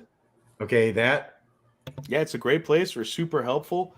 If you look closely, I have a chat down towards the bottom. It's a speculation chat where anyone can throw in some questions or ask for clarifications on anything that I go over. And yeah, just go ahead and tag me, and I'll Wait a answer second. anything all the time. I love Okay, talking wait. shop. Did you start the guild? You're not prime time, are you? No. I'm not prime Okay. time. Okay. We, Dude. we met him in Miami. Yeah, that's what I thought. Okay, that's what I was asking. All right, just double checking. I'm crazy sometimes. Okay, so, all right. So as far as leveling up these PvP heroes, Rock, were there any specifically that you wanted to touch on? And I actually had your sheet saved here, like pinned on my computer. So real quick, when we're looking at this Zerk, because I know this was the first to come out. Okay, endurance, agility, obviously strength is going to be big. Strength. Here's luck even is thrown in here on this one. Wow. Yep. Interesting. Endurance for evasion. In evasion, okay, here's vitality and vitality. Yeah. Interesting, man. I think we're going to have an interesting mix of different stats. Yeah, Dex. What do you think about this? Wowee. Oh yeah, the Berserker is going to be awesome. Wow. Essentially what they're doing is they're taking an overarching theme and splitting it into 3 ideals, basically, right? So with the bear talent tree, we'll call it, you're building a tank, right? You're building someone that can take some hits. You're building someone that has a ton of HP and can last a long time. With the wolf tree, you're building someone that's got a ton of utility for itself, its allies, so and reverse utility as well. Wow. So the more allies they have, the better they do, right? Wow. And then on the boar side, you've got a just insane, super risk, high damage Insanomatron, where they deal damage to themselves, but also deal a ton of damage to someone else. And that's the boar. Yeah. Oh, wow. Dude, and so is it ever going to be a good idea to have 2 in 1 and follow that, or no? Oh yeah. Okay. So what they're saying you're going to need a lot of them, right? A lot of different ones. Yes, but you can only from what I understand is you can only take 1 from each bracket, right? I believe until the 10 plus and the 10 cost area. Okay, then you can start taking more than 1 out of these. Right. That's based off your level. So once you hit, like, let's say we hit level 20, okay, and we can't go above that yet. Then we won't. I mean, each one we pick, so that's like 4 of our level ups right there to select that one, right? Yeah. So at level 20, we'll be able to select 1 from every bracket up to the 5 cost. Okay.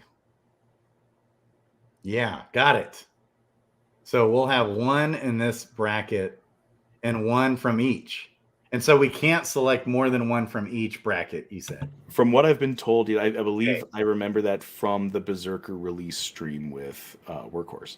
Okay, and the way this is looking, you're kind of saying you're going to want to stick with a wolf one, because did somebody say in the chat also that it's going to cost a little bit less to stick within the same combo type? I do think I remember hearing that. That only applies to the 10 pluses. So in order to unlock the 10 pluses, you have to have the corresponding previous version of it, right? So the pluses are all abilities that you've already been able to unlock, and these are the super versions of them. Oh, okay. And so we're probably not going to want to pick like bear here and then wolf here. So it's all depending, right? My ratings aren't saying anything is inherently good or bad, right? Anything that's got a B or an A is perfectly fine. C or D you've got every other option is better. Period. End of story. Right. And then F is basically unusable, right? Yeah. Okay. But A and B these are completely fine and usable abilities to pick from. Anything that's S or higher is like, this is the cream of the crop. Right. It's usable on everybody in multiple different situations. You know, each one of these are rated individually, not as a, like, you know, I'm not putting any combo like a stack like strategy, because it sounds like, so what you're saying is it might not be a bad idea to go bear in one, wolf in another, boar in another, because then once you do that, then down here, and you start, once we get up to level 30, let's say, then we'll be able to select from any of these. Right. So the thought is, you're going to be adjusting to what you need, right? Say my Barbarian or my Berserker has been absolutely fine. He takes hits like an absolute champ. He doesn't need more tankiness, but he does need some speed. So maybe in one of those brackets, instead of going for endurance, I'll go for an agility option. Yeah. And then, but it's actually based on the agility in that scenario. So here's the stats I'm seeing. I see endurance, agility, and he's okay on agility naturally, right? I think it's what, 55%?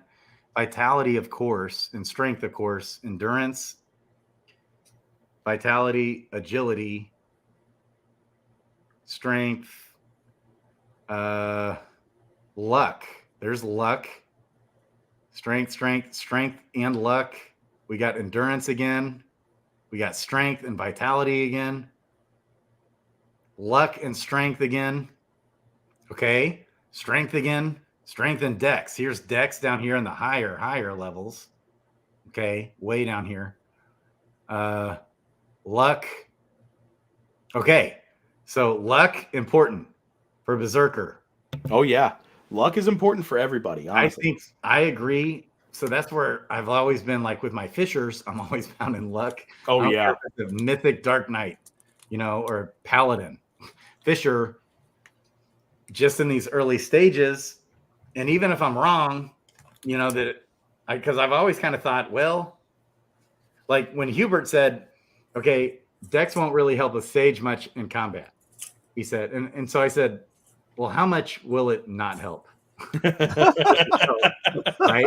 Because according to Workhorse, I do think that Dex will still be possibly at least somewhat important. And we might find out, like, I keep thinking, especially like with a stat like agility with a paladin, we might find a paladin with some good agility in there because he's already naturally going to be good on strength, endurance, vitality. So like my fishing paladin, I'm just at these first 10 levels. I have a feeling that luck is going to play a very big role in critical chance. So I think, and this is just my assumption and guess, right? I think luck is going to be the core stat for critical hit chance, and physical crits are going to be scaling off of dex, and magical crits are going to be scaling off of intelligence. Okay. Wow. And like wisdom is a defense thing. Right. Yeah. Okay. So this is Archer. We got Dex. We kind of already hit that. And intelligence, man, and luck. Interesting. And then here's Dex again. Dex by far is the most important, but he already is so jacked on Dex. Oh, yeah. Guy up to level 30. Even if you never pound Dex one time that whole time, by the time he hits level 30, he's still going to be jacked at Dex. Oh, yeah. Big time. So, okay. Dex again. Here's luck again. Here's luck again. Or all these, this is all the same one. Luck. Okay. Dex again.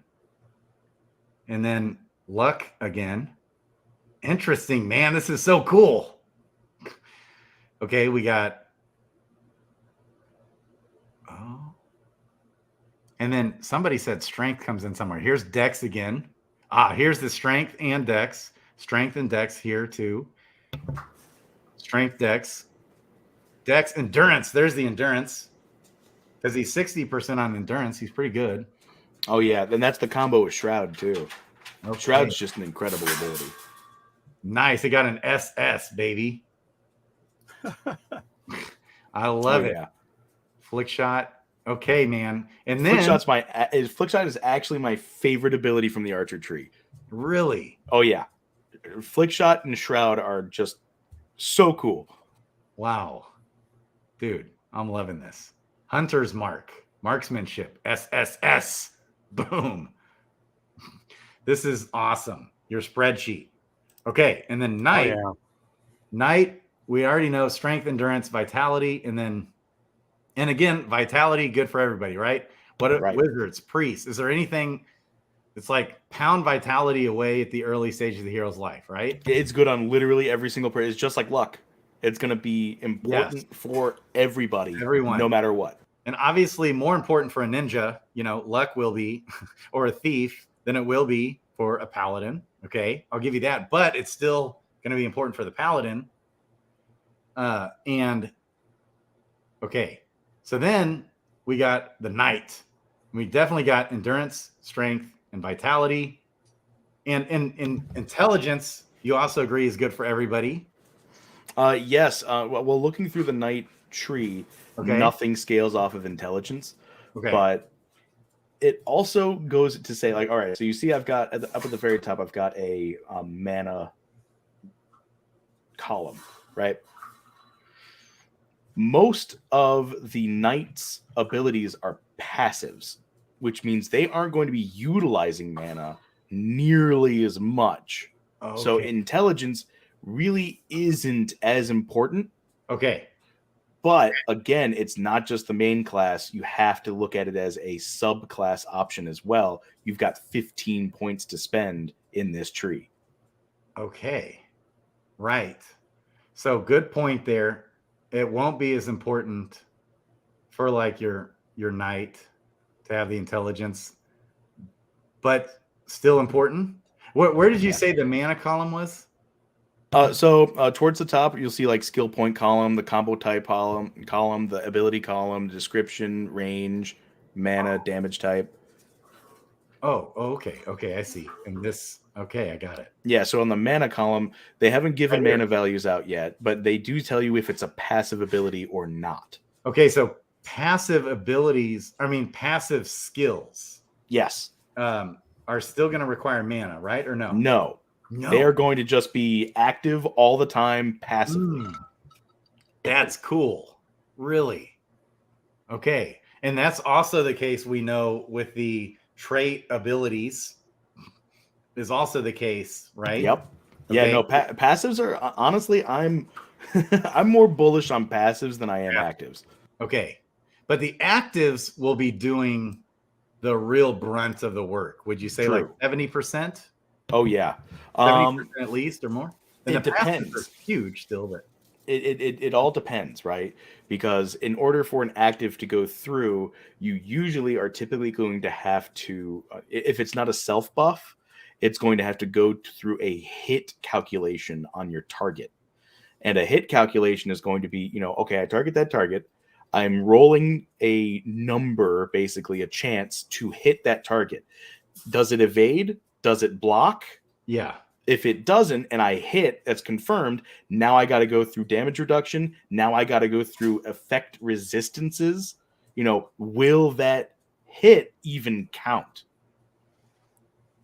Wow. Whereas if I've got a passive ability, it's active all the time.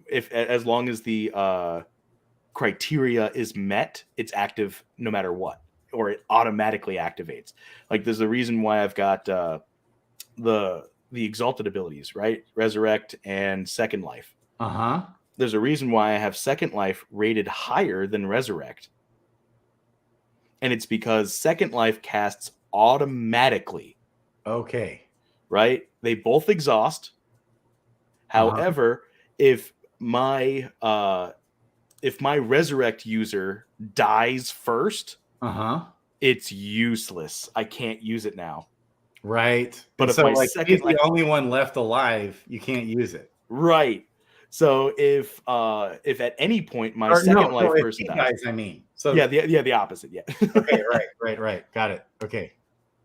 Yeah, but if my second life user dies at any point, it activates no matter what. So that is to have the passive transcendent or actually exalted, renamed exalted ability is the way to go even more. But obviously this is OP still resurrection. Oh yeah, it's still incredibly good. Yes. Return target ally to life. I love this, man. But if this guy dies, you're screwed. Right, you can't use it. Like if the monk busts out a Kai blast on your you didn't see it coming. Oh man, too bad. Okay. So I know that Workhorse had some really good responses back to you. He was like, love this, that you did all this. Have you chatted any further with Workhorse? It doesn't look like this is too updated from what I remember. Like you still have speed D. Like, Yes. Did he respond to any of this? Because he's probably going to nerf and buff some of these, right? I have a feeling that he and the dev team are probably looking at my sheet, and they're probably they're either saying to themselves like, "Oh, he just doesn't know the impact that this is going to have," or maybe we should take a look at this. Maybe it's a little overtuned, maybe it's a little undertuned. But I truly believe that the speed 100% lowest ranked on this board by far. Okay, on the whole thing is speed. Yep, and it's because it costs a turn to go first for 2 turns, and then after that's gone, you basically get skipped for a round to even it back out. So say you're going last, right? And then you use that, right? Yeah. So I burn my turn and I go first next round, right? And then I go first the following round, but then my first strike's gone, right? So now that whole round goes and I get put at the very back of the next round. So everyone else gets to go twice before I get to go again, evening it out. Yeah, so it's like it's hardly even helpful, right? There's like no situation where it's going to like actually be of value, other than like maybe I can't even think. Like right at the end, you might, when everyone's about to die, you're slower. Yeah, it just completely disrupts your tempo. Huh. So now you think it's possible that you might be misreading it or misunderstanding it? I thought so for a while, but if you click on so it's like gain first strike on each of the next 2 rounds, right? It's like, okay, that's fine. And then right next to it is target X first next round. Right. So that's not this round. That's not like if it or the way I would balance it, honestly, is to have something happen this round too. Yeah. It's costing me an action. You know, why would I use an action to go first next round when I could use an action to get damage reduction from right now? You know what I mean? Like Iron Skin is much more valuable right now than speed is next turn. Yeah. Yeah. I love how you do this too. How you, when you do make a change, you don't just delete it. You just exit out so we can see what was there before. I love that. And I love just how you word things here. These are great. I mean, you did a really good job on this. Yeah, you're really gracious. Like you're fantastic. just cool and gracious. Even how you worded that on speed with like Workhorse. So cleanse is big. Oh yeah, and just a disclaimer, I actually haven't talked to Workhorse about it at all. The only comment he ever had was, "I can't believe you rated Toxic an F." That was it.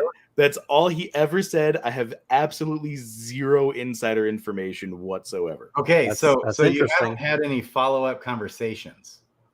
No, not at all. Any of these.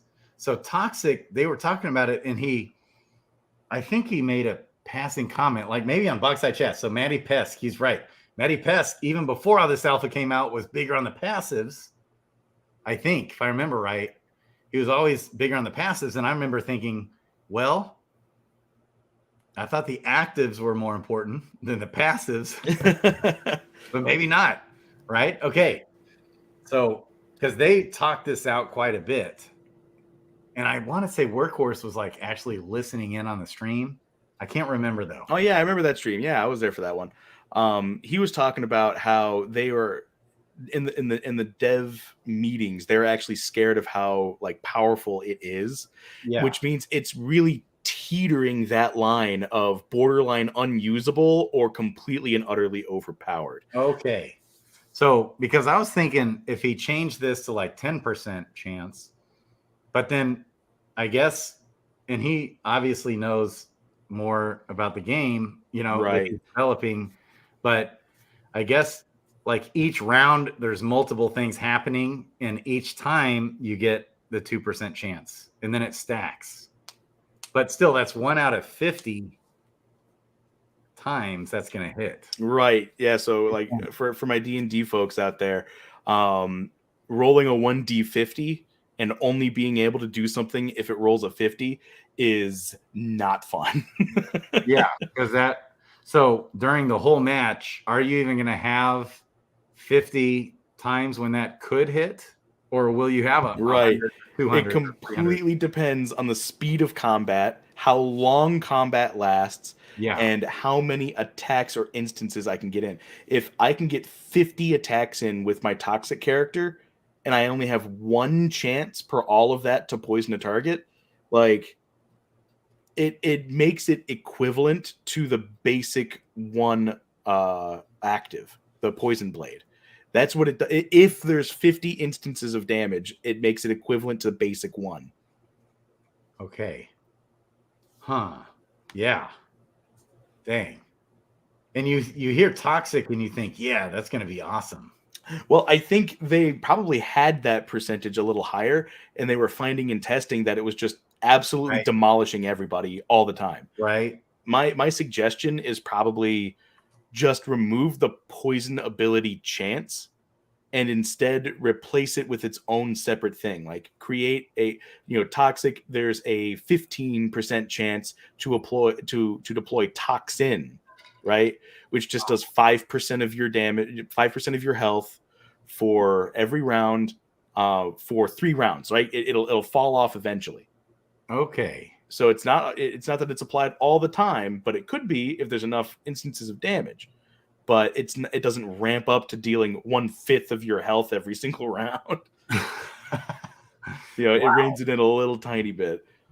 Wow. Okay. Maddie Pesk agrees with speed, baby. Toxic deserves an F, according to Maddie Pesk. Shout out to iOS Code. I think there are certain situations where speed could be very powerful. What if one of your team is about to die and is ready to deliver a huge blow, and speed can make it happen before he dies? Right. So imagine I'm about to die and I'm going last in the turn order, right? I use speed, and all that does is make me go first in the next turn. So it doesn't matter what I did here. I still just get my regular turn. Okay. So in that turn, you're saying that specific turn, it does nothing. Right. It does absolutely nothing. Wasting a move that turn, but then the next turn, all you do is go first. Right. When you could have just used an action to do whatever you were going to do anyway. Yeah. Okay. That makes sense, man.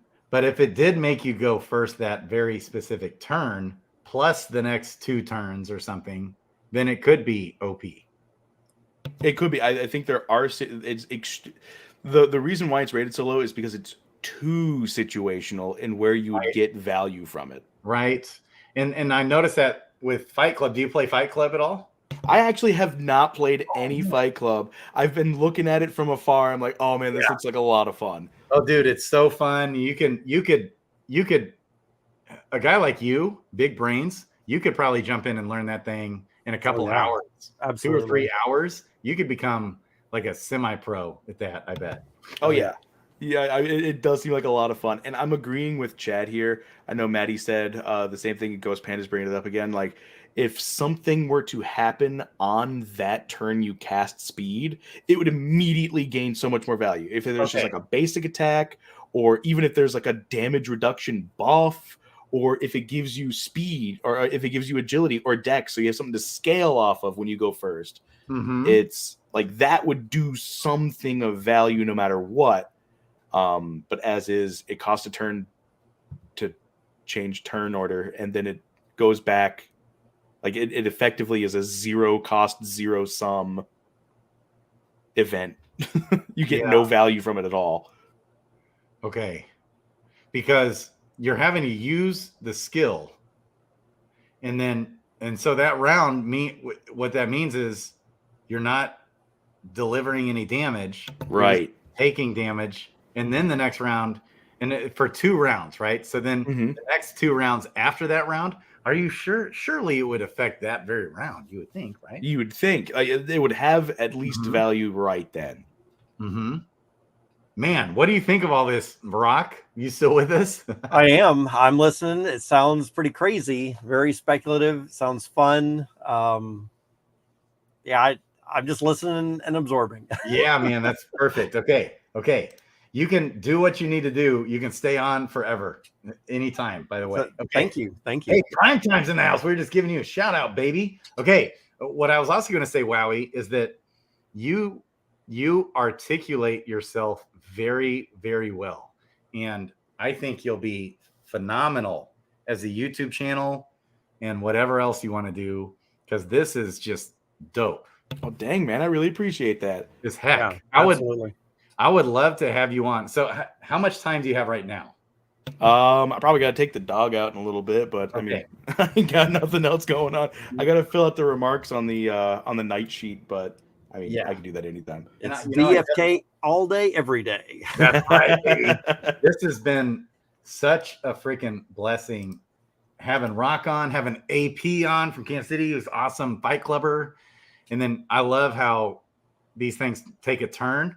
Wasn't expecting to have Wowie or Rock or anybody on, for that matter. I'm so glad you guys have come. So any final thoughts? So I'm guessing speed will be changed to where it makes you faster that round. Surely, right? Well, I mean, there again, it completely depends on turn order. If I'm going last in the round, going faster right now isn't going to do anything. Well, if you're going last in that round, but then everyone else is already gone. Now you're going first. Right. So here's the big problem, right? Say I'm going at the very end. I use my action to cast speed, and now I end my turn, and the next round starts. It's my turn now, right? It's like nothing's happened right here. And then everyone goes, and then it's my turn again on round 2, right? Yeah. Now everyone goes, right? All 5 other people, and now the next round starts, but I'm not first anymore. So now 5 people go again before I can. You're saying, when you select it in that round, the part of that round has already been gone. Right. Okay. Because you understand gaming better than I do. So that's like a D&D style of gaming. Yeah, so it's all about action economy.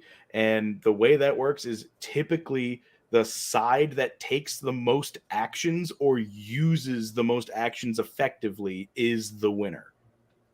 Yes. Okay. Wow. Man. Okay. How does pre-turn move you? Matty Pez is asking. So I think he's talking about in the case of like it wouldn't let you go first like that round you're casting it. It would only make you go the next round. Okay. Huh. Interesting. Target X first. You could make something like a non-counterable Kai Blast next turn to cause you. Okay. Yeah. Like if there is a Kai. So in Fight Club, the biggest, most OP move in the whole game is the monk has what's called a Kai Blast. That's why we keep referring to that. And it costs 3 whole meter, which is a lot, to add to gain the kind of meter.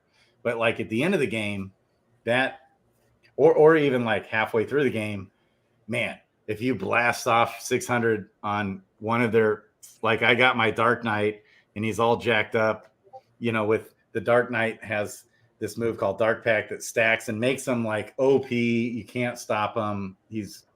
But then the monk gets a Kai Blast off and he's blasted away. It basically just kills him. 600 HP damage. So there's not too many heroes over 600, in the game yet, over 600 HP. And so that is a good point where it could be good, but you're saying it's too situational. Right. Now, to the point of Dare Zero Evil here, if you can cast on another ally, it does actually gain value. It suffers from the same pitfalls, but it gains value in the fact that a support unit is supposed to provide support like this, right? And give someone who can utilize actions more effectively that ability. So if it could be cast on other people, it would make it more interesting, not necessarily better. It would take away the like extreme situational padlock off and just give it a couple more options.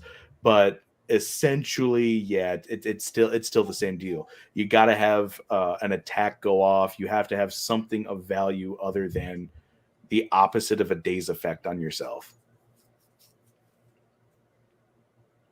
Man, yeah. So daze. Okay, that's OP or pretty good. Anyways, it's an A. Exhaust is an S. Oh yeah, exhaust is incredible. An S.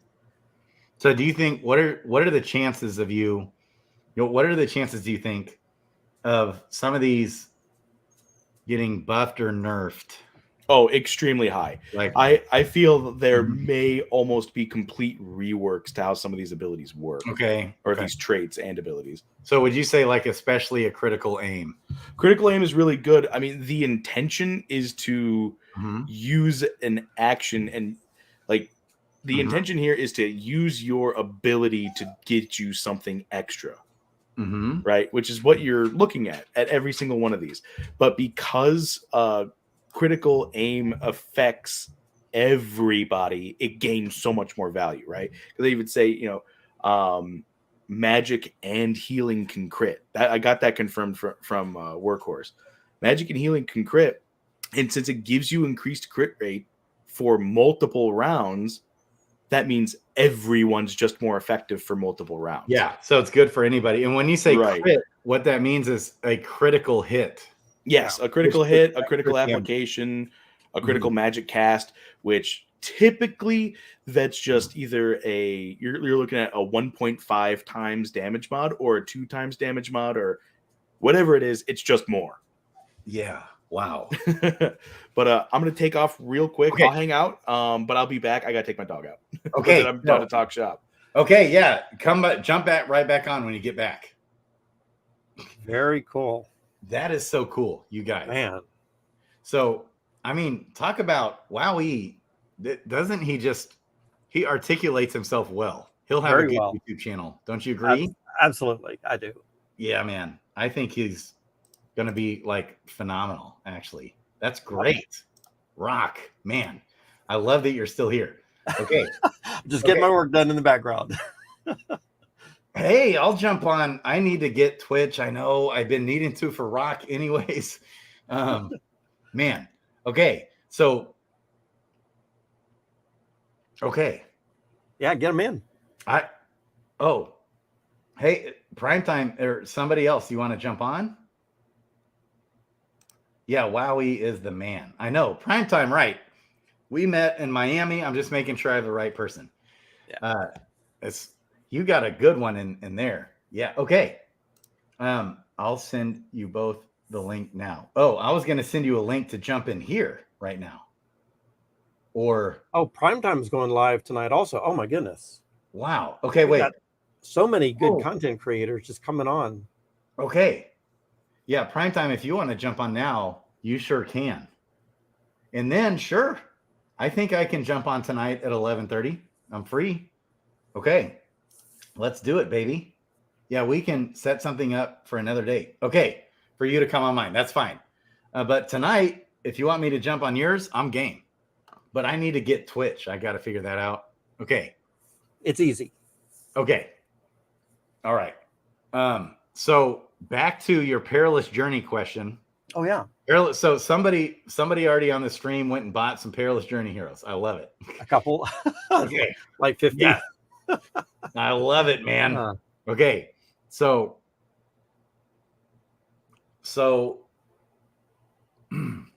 okay. So just a quick recap here. Right. Of the 3 heroes that we know. All right. Where I'm too zoomed in.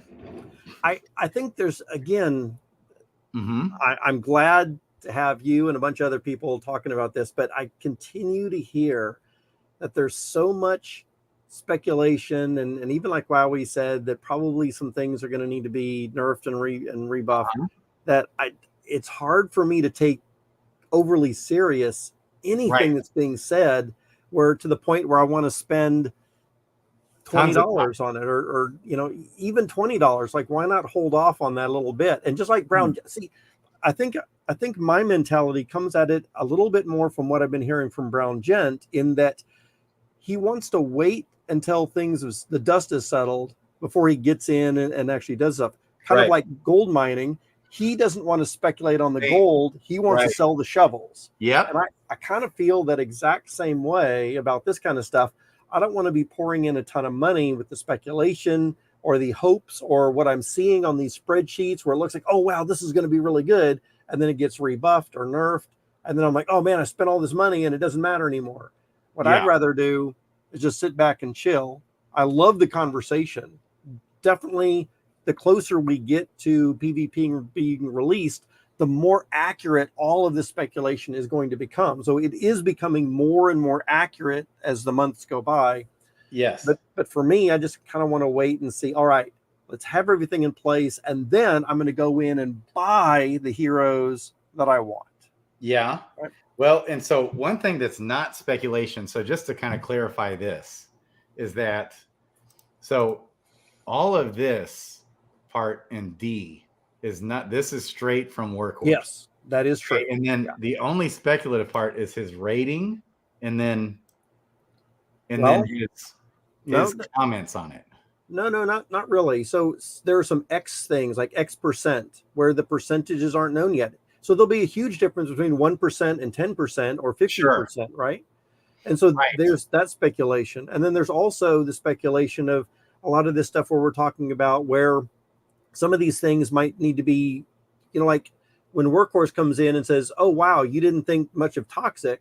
To me, that tells me that maybe Workhorse has a much higher thought of Toxic. Yes. Right? Or there could be some other things going around where we don't fully realize what some of these things mean. Yep. And it's or he could have even possibly misunderstood a little bit about it. Right. And so, yes, that's a good point, because we don't have these X's filled in yet.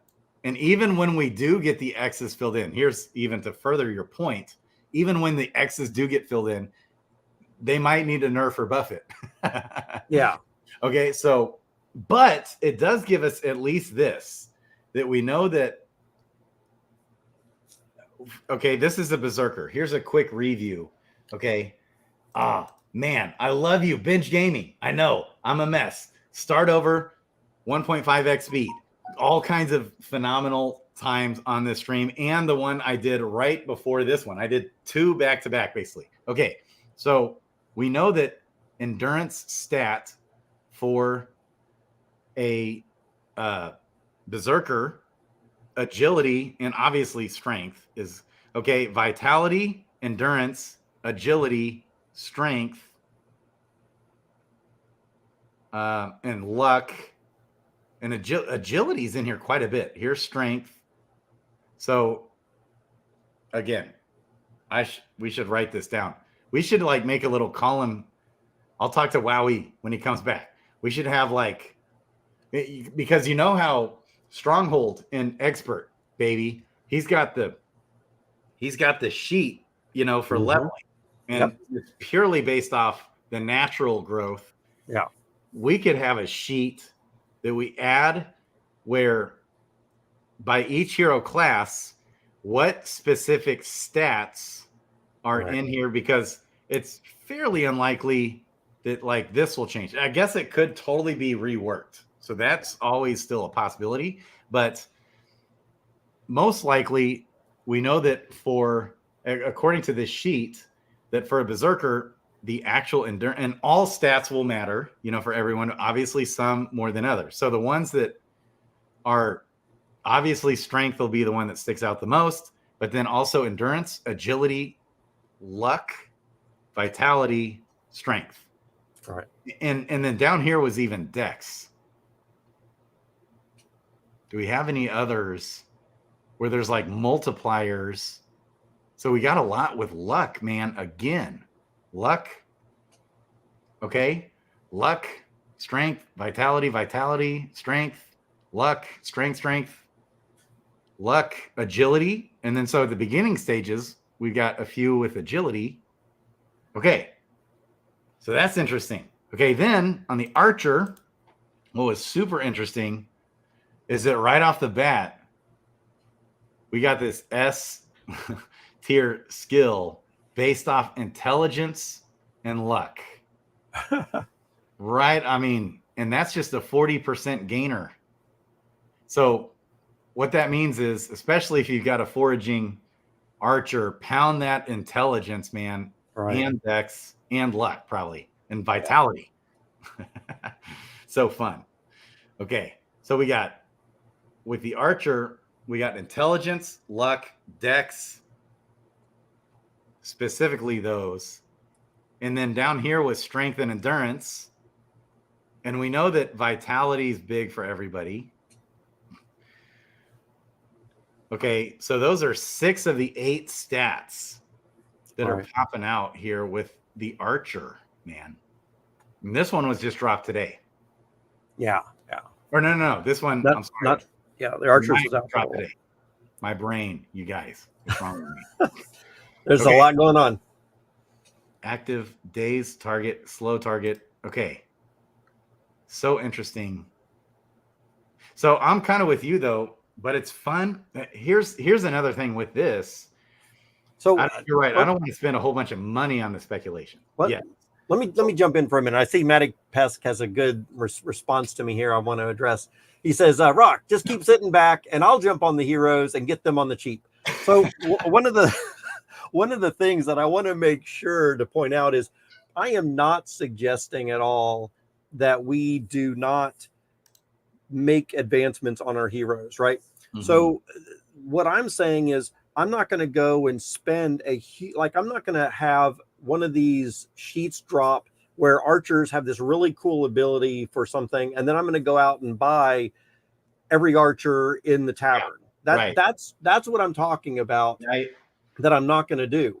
And I'm with you. Mm-hmm. But absolutely, I am definitely buying these lower to mid type of heroes, and maybe focusing and trying to focus on some good Gen 1 10 of 10s, or some good trying to match up my Gen 0s with other good matching Gen 0s, so I can start to formulate really good basic heroes that I'm and mythics and legendaries that are going to be a lot better, and then build those up according to the stats that we already know are supposed to be good.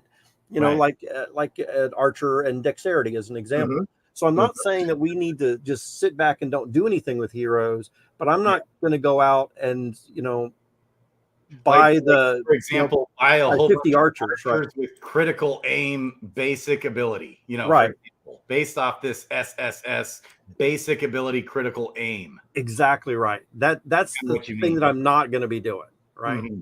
Right. Whereas, but it could help you if you do want to buy an archer, or if you're summoning, to line everything up and start preparing that and getting yourself those heroes that you are leveling up on your own. Like, I eventually plan to have 1,000 heroes myself, and that are going to be aligned a little bit more to what I'm trying to go for. Right. Yeah. And so I think we're totally on the same page here with me and you, is that I still want to be on the know of what's coming out for 2 reasons. For one, it's going to be a lot more, I think, strategic and complex than Fight Club. And Fight Club still takes, it'll still take, even somebody like WoWE, it'll take probably, is he back, by the way? Or is he still on? Oh, no. I think he's still rocking his dog. Okay. So Fight Club, it still takes like a good solid 3 hours with a guy like a WoWE. I could probably get him all the way up to par to be like one of the best, or semi-pro, we'll call it, a semi-professional Fight Club player in 3 hours. But this is a different animal. This is. Yeah, definitely. Following this step by step, just like what you're doing, though. What you're already doing is you're saying you want to still be in the know and follow this, Mm-hmm. but not jump to the tavern and overreact necessarily. Right. So if we see critical hit is supposed to be really good on here, I'm not going to jump into the tavern and start buying up every single critical hit archer, because we don't know if that's really how that's really going to end up in a month or 2 months, right? Yeah. Yes, on the it's an active basic ability or basic trait. Basic 7 is critical aim. Right. And he's got it SSS. Well, so he thinks this will get probably nerfed. He even said that. Right. And so I wonder how many people in the community saw that this was rated SSS, and they're like, oh, wow, I believe Wowee. He's done a lot of research. And I mean, I think Wowee has done some good research. So if somebody who's really got some good stuff is putting something out there, I think that a lot of people might jump into the tavern and buy a bunch of heroes, archers that are already set up like this. And then maybe there are other people out there that already have some, and they're going to jack the prices up just for those people that are coming in right now after this quote new alpha has dropped. And so some of these people that are going out and looking for that specifically are paying a lot more right now than they might need to 2 months later, 3 months later, once we realize what more is going on in the game. That's what I'm worried about. That happened like in Fight Club when they first came out with the Seer. It was way overpowered. Exactly. But some people right away, I think, if I remember, Matty Pest or somebody said, like, people went and jumped in the tavern and bought up a bunch of Seers. Well, then he nerfed it significantly. Yeah, that is exactly what I'm talking about. Yes, like wanting to avoid.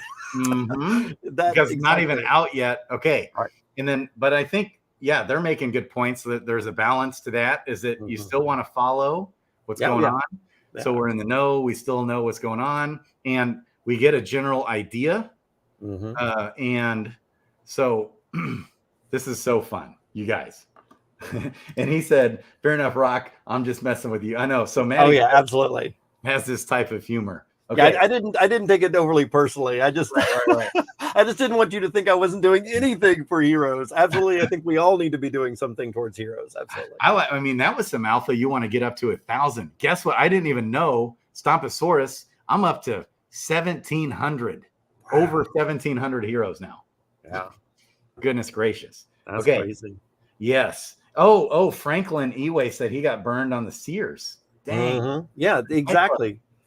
Yeah, because even now it's like the Dark Knights, I keep kind of bracing myself because he might, but maybe he won't. He hasn't nerfed it. So I thought he would end up nerfing the Dark Knight again because he already nerfed it once. And Ogre, baby. Ogre. Dude, so much. No, it's good if you're late. So if you're just coming in and you're late, it's awesome because you know what that means? You just go start over 1.75x speed, baby. On this 2x. 2x. I mean, 2x might sometimes, it's difficult. Lower, and we're thinking and more methodical. And then other times that's like it's crazy. 2x can be rough. Yeah. Yes. Okay. Beauty of a blockchain game. There's money on the line and it's a risk to make a move. That's right, Matty. Yeah. You got to be careful with that. Okay. We got Prime Time's a big shape shifting shapey game. For life. Yeah. Is he referring to the shapeshifter? I'm sure. Yeah. Okay. All right. So, because Ogre Wowee was in on this video, and it's like he might be coming back. Not sure. Well, awesome stuff. Of course, Ogre says, I'm getting good at listening to videos of 2x. I think that is a skill that most of us, especially since so many of us are having these 3-hour long videos. Yes. I think 2x speed is a skill that more of us are learning. Right. And it just kind of depends on the content. So I've been doing this for years, just YouTube all day, every day. Yeah. And it comes in waves, comes and goes. But generally speaking, there's certain content that you can watch at 2x speed, but a lot of times you're just missing too much. And I'm rewinding and rewinding again. And then sometimes, like even on the AMAs, I've got to listen to those at just 1x. It's interesting. You're absolutely right. So there's a lot of content that I can listen to at 2x, and I hear and I understand every single word. Right. But my brain cannot do all the other processing that it needs to do about the concept of what's going on, what's being talked about at that speed, because there's too much going on in the foreground for me to be processing it that quickly. So yeah, there are some things I need to listen to a little bit slower. Yeah, absolutely. So like, for example, if you're listening to this at 2x and you hear Archer, Dex, Intelligence, Strength, Endurance, and then it's like you got to process that for a second. Yeah. I think if we're just, shooting the breeze and there's not really a lot of alpha going on and we're just chatting, that's the type of stuff 2x speed's really good. But when we are really talking about strategy and some alpha, that's the kind of stuff that you really need to process a little bit more, I think. Yeah. Yes. So it just totally depends. And especially like at times when people are live versus, all kinds of different factors factor in. So actually I'm an average. Now, sometimes on yours, like when you're going over different things like the news, you're just going through chats or you're kind of, that can be fast. Yeah, that can be fast. But then there's times when it's like, wait, I got to slow this way down. Right. 1x, right? Yeah. Okay. I'll laugh when I get to the point when you react to this in about an hour and a half. Oh my goodness. So Ogre, I was just on for 2.5 hours. I stopped the stream and immediately went live again just to break it up. and the last one was even better. I mean, just all kinds of awesomeness going on. All your streams are awesome, Grady. Oh man. Golly. I love you, man. I love you guys. I miss you. So, okay. But again, recap. Archer, Dex, Intelligence, man. Intelligence. Luck. Okay. Yeah. Lots of different stats. Like look at how many stats are involved. And then later on, we hit on strength and endurance. So Dex, Intelligence, Luck, and then later on strength, endurance. And a lot of Dex, obviously. I think some of these things are gonna. One thing that we need to be making sure that we utilize or think about is the subclass of these, where the subclasses have these extra stats that are not the primary stats of like the archer or the knight or something like that, right? So if we're talking about strength or intelligence, what's going to make what subclass would have high intelligences? Maybe we want an archer wizard, for example, right? Right. Yeah, it's so true. That's where this game gets really complex. Yeah. And that's where it won't be, if you can follow along, at least kind of follow along, start getting ideas. It'll help probably save time when this game goes big. Yeah. But even agility. So check this out. This S skill. So you want an archer thief then? So the archer thief has higher agility from the thief subclass. Part of my point is, I think I'm going to be glad, as far as back to the leveling debate. Okay, I think I'm going to be glad I've got all my heroes in their different professions. Okay, and I'm leveling them up according to their profession, and with some other caveats to that in mind. And my crystal use, especially my crystal use, I'm paying close attention to the subclass. And which are completely different. I don't pay attention as nearly as much, especially we're talking combat heroes. For combat heroes, I'm not paying attention to the profession and when I'm using crystals at all. Right. So we're talking mythic heroes. Let's just say mythic heroes and legendary heroes. I got some mythic dark knights I got some fishers, foragers, or at least probably one in the Dark Knight, and summoners, paladins. I've got mining, mythic paladins and Dark Knight, mythic mining, Dark Knights, and then I've got fishing. Okay, those are like the two extremes there. Yeah. For those two classes, my fishers for the first 10 levels, I'm pounding away at luck and agility. Okay, like again, for an archer, I got tons of archers out there that are fishers, like good ones potentially.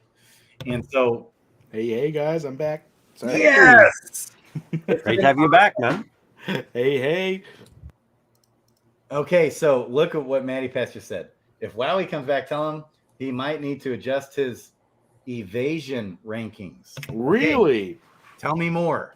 Okay, where is that? Is that in the passive traits or on which hero? Is that a hero? So evasion is under mechanics and terminology down at the very bottom. Okay. And that should be, if you scroll down just a teeny tiny bit, right there, evasion. Oh, okay, right here. Yeah. Yes. Okay, so this is just like definition. And so you might need to adjust. He said rankings. Oh, he probably means my defensive rankings on the passive for foresight, which gives 8% evasion, and the weight I'm putting into blinding strike, blinding slash, blinding winds. Permanently gain 8% evasion. Okay, so are you okay? Check Discord and All right. PvP discussion according to Matty Pesk. Okay, so is he saying that you have it ranked too high or too low? He's saying that I've probably got it ranked a little too high because yes, okay. Because there's a new calculation. There's a new variable in the calculation. Oh, that just dropped? New alpha? Yeah, accuracy. Wow. Oh. So evasion goes against the attacker's accuracy. Right. Wow. So I'm assuming, this is my brain just going wild right now, that dex is going to play a role in accuracy. High dex is going to counter evasion units. Oh, interesting. Who dropped this? Where are we? Okay, we got Hubert on here talking about stun.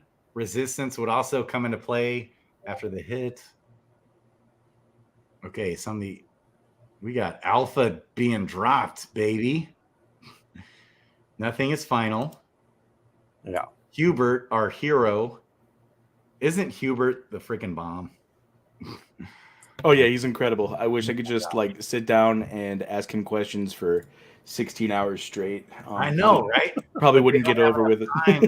Right. All these guys. We got Dr. Zipper in here. Okay. Okay, am I way behind? Where is this being dropped here? Right at the bottom. Okay, it's right at the bottom. All right. Yeah, so like his last two is what he was saying. Evasion versus accuracy currently that is correct. Regarding evasion versus accuracy with how we have set things up. Blocking does not currently fight against anything. Things could always change if we run into problems down the road, though. Okay, and then before that, evasion and accuracy occur on the same calculation. Yeah. And yes, the things I identified would be separate roles. What do you think about this? So it's very interesting, right? So they've got a counterbalance to evasion. Yes, what Maddie just said is 100% true. Block is far greater than evasion right now. Far greater. Block is the most important defensive mitigation percentage you can stack. Evasion's still good, but this is going against high accuracy attacks, right? And to me, that screams Archer, accuracy. And if we didn't see anything that says increase effective accuracy, but moreover says increase effective dexterity or luck, that's what makes me think that that's what accuracy is going to be based off of. Yeah. Okay. So wait, this is one of those processing moments. This is a 0.5x speed moment here for me. Okay. So repeat that one more time. Okay.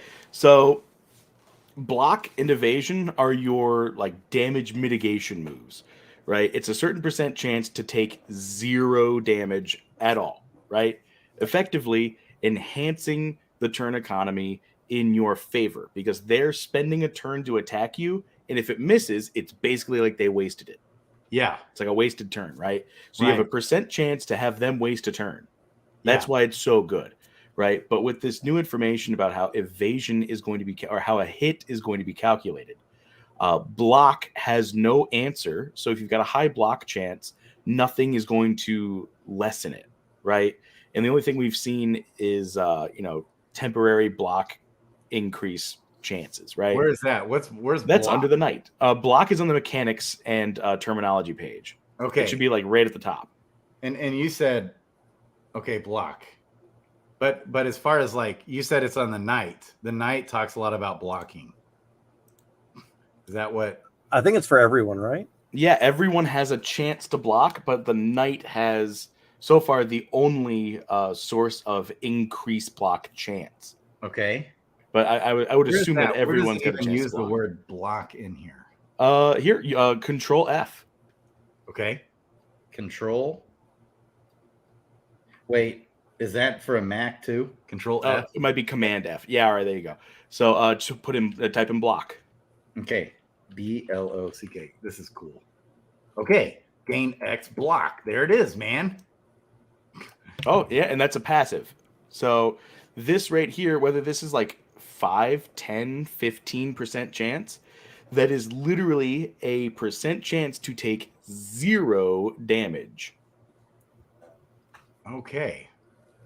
I see. So you're still kind of doubling down that this evasion, or where was this? So the value weight I've been giving to evasion, which is extremely high. To foresight. Yeah, foresight I've been giving a lot of credence to, specifically because I thought block and evasion were pretty much synonymous. They were just going off of different calculations. I see. And to me, it was like, okay, it's permanently an 8% chance to take 0 damage. Gotcha. Yeah. And that's why it's an S. So foresight is a good one currently. Right. So if I were to get like a floor, so here's my basic dream, right? If I were to get a floor paladin, I don't care what the actives are, I want double foresight. Double foresight. Ooh, why? Why specifically for a paladin?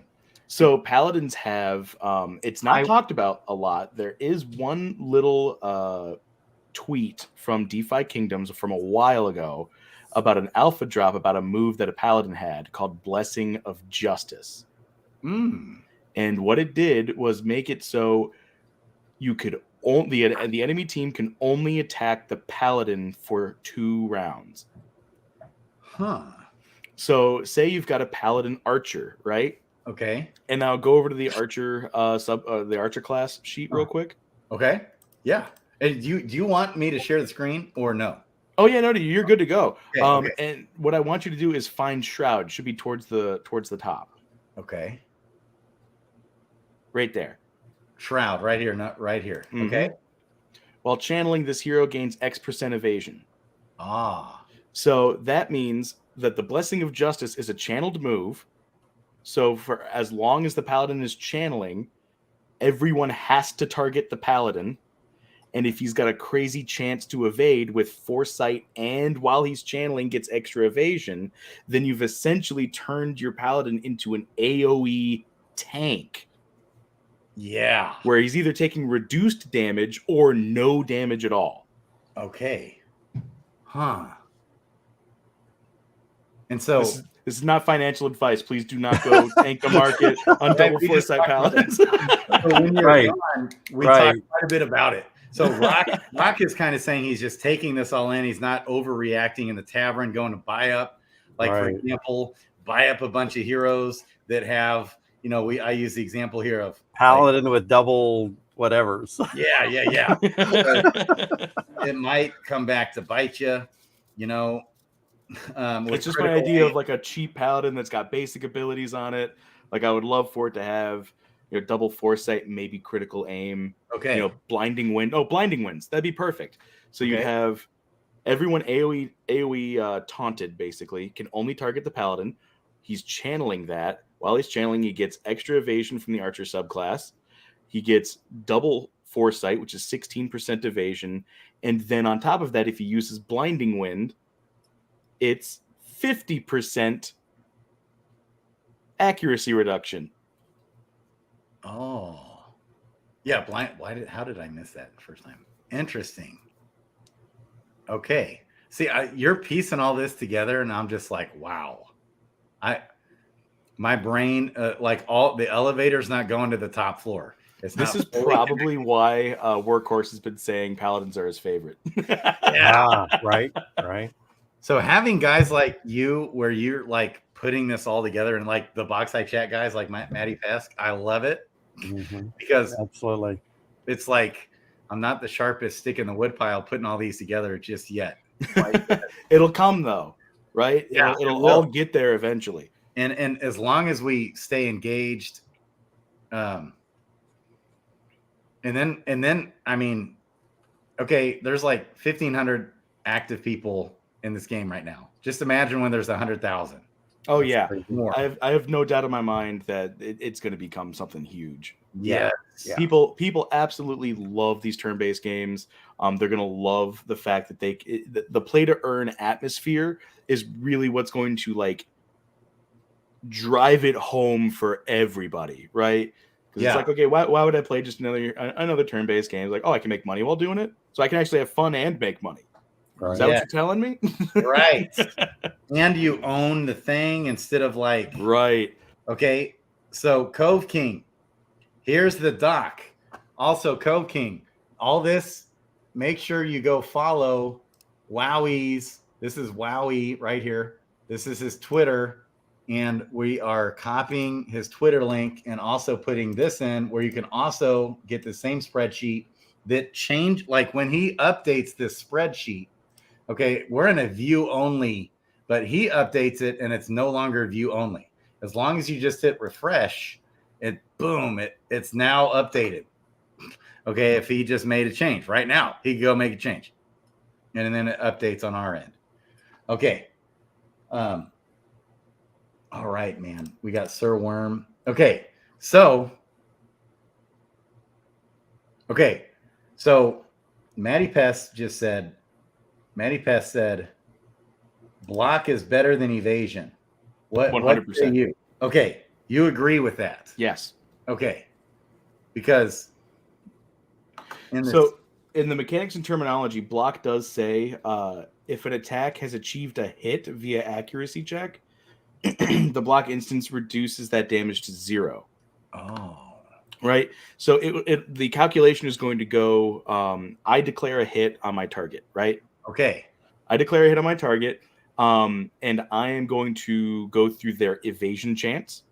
Say my accuracy is really high. It cancels out their evasion chance. Okay. All right. This is now considered a hit. Right. Okay. Now, then it could have hit the shield, or it could have like hit So it's considered a hit now. So now that it's considered a hit, it's going to roll against my block chance. Okay. And if it doesn't roll against, if my block chance rolls favorably for me, I block all of the damage. I reduce all of the damage to 0. Okay. It's still considered a hit, but I've blocked the damage. Nice. Versus then evasion is just it missed you. Right. Because you got a good agility. Mm-hmm. Yeah. Is it a hit or a miss? And then is it a block or does it deal damage? Yeah. And so it's the hit miss part is where evasion comes in. So if it's a miss, that's where evasion could have impacted the miss. Right. Okay. But if your accuracy is really high, evasion doesn't matter. It doesn't even, or it just matters less? It just matters. Correct. Yeah, it'll matter less. So it'll be better against, say, things that are affected by blind, right? So blind decreases your accuracy by 50%. Oh, yeah. So clear vision. Right. Clear vision is a crazy good. It's just a good passive. I'm just going to throw this out there right now. If you're doubled up on any of these passives, that's insanely good. Like the ratings for all of these increase to at minimum an S rank if you are doubled up on those. Really? Oh, so yeah. Like, even with duelist. So duelist. Okay, no, I mean like the buffs, right? So like the headstrong, the clear vision, Okay. the fearless, chatterbox, stalwart. Okay. Stalwart even. Yeah, stalwart. It's just a chance to not get poisoned. So if you're say if you're a double toxic and you're going up against someone who's double stalwart, you're Yeah. most likely never getting a poison off ever. Oh, wow. That's so cool. Okay, but you're not liking duelist much. And my reasoning behind not enjoying duelist as a like premier passive is because the person with it has to survive to the end. yeah, Right. so he's gonna be your backline hero guy. Right. And what if that person dies first or second even? You know, what if they use a push on my tank and exposes my duelist and kills it? It never gains value until it's just down to the last two. Right. So depending on if my duelist hero makes it to the end, it's great in that scenario, but that scenario is probably going to be pretty rare. Yeah, and you're saying too situational. Yeah, it's too situational to get it to just. But if you have it on the right hero, it immediately bumps up. Yeah, it's just fantastic. If it actually gets there, you're in that situation. Yeah, if it gets in that situation, it's fantastic, but it's too hard to actually get in that situation. Okay, so this is interesting. Clutch. When you're about to die, you're clutch, baby. Yes. So this is kind of the same regard, right? Same. But in order for me to activate it, it's way less situational than getting into a 1v1 at the very end.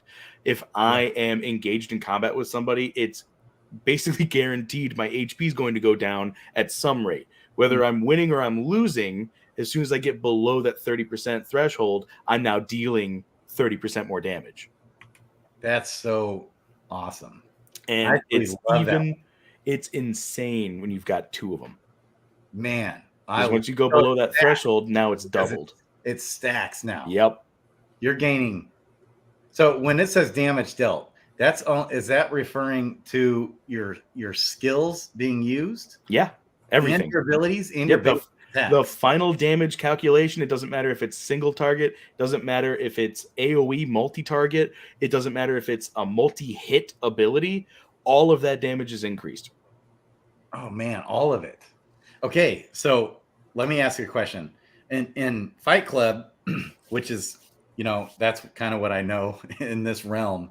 Okay, so in Fight Club, if you use a skill, which is all hero class based, okay, you use the skill, whether or not you get the skill off at the end of the round, you still have your basic attack, okay, which is based off your dexterity plus strength plus half of luck and half of intelligence. Okay, that's how that basic attack is the damage that you deal. Is that how this will be like? Do you think? Will it be a turn-based kind of like game like that where you use a skill and then at the end of the round you still have a basic attack? Or no? In my personal opinion, based on the other games that I've played, I don't think it's going to be that way. Okay. I think some things are going to cost one action. And some things are going to be a free action. And I think all abilities are going to cost an action. Okay.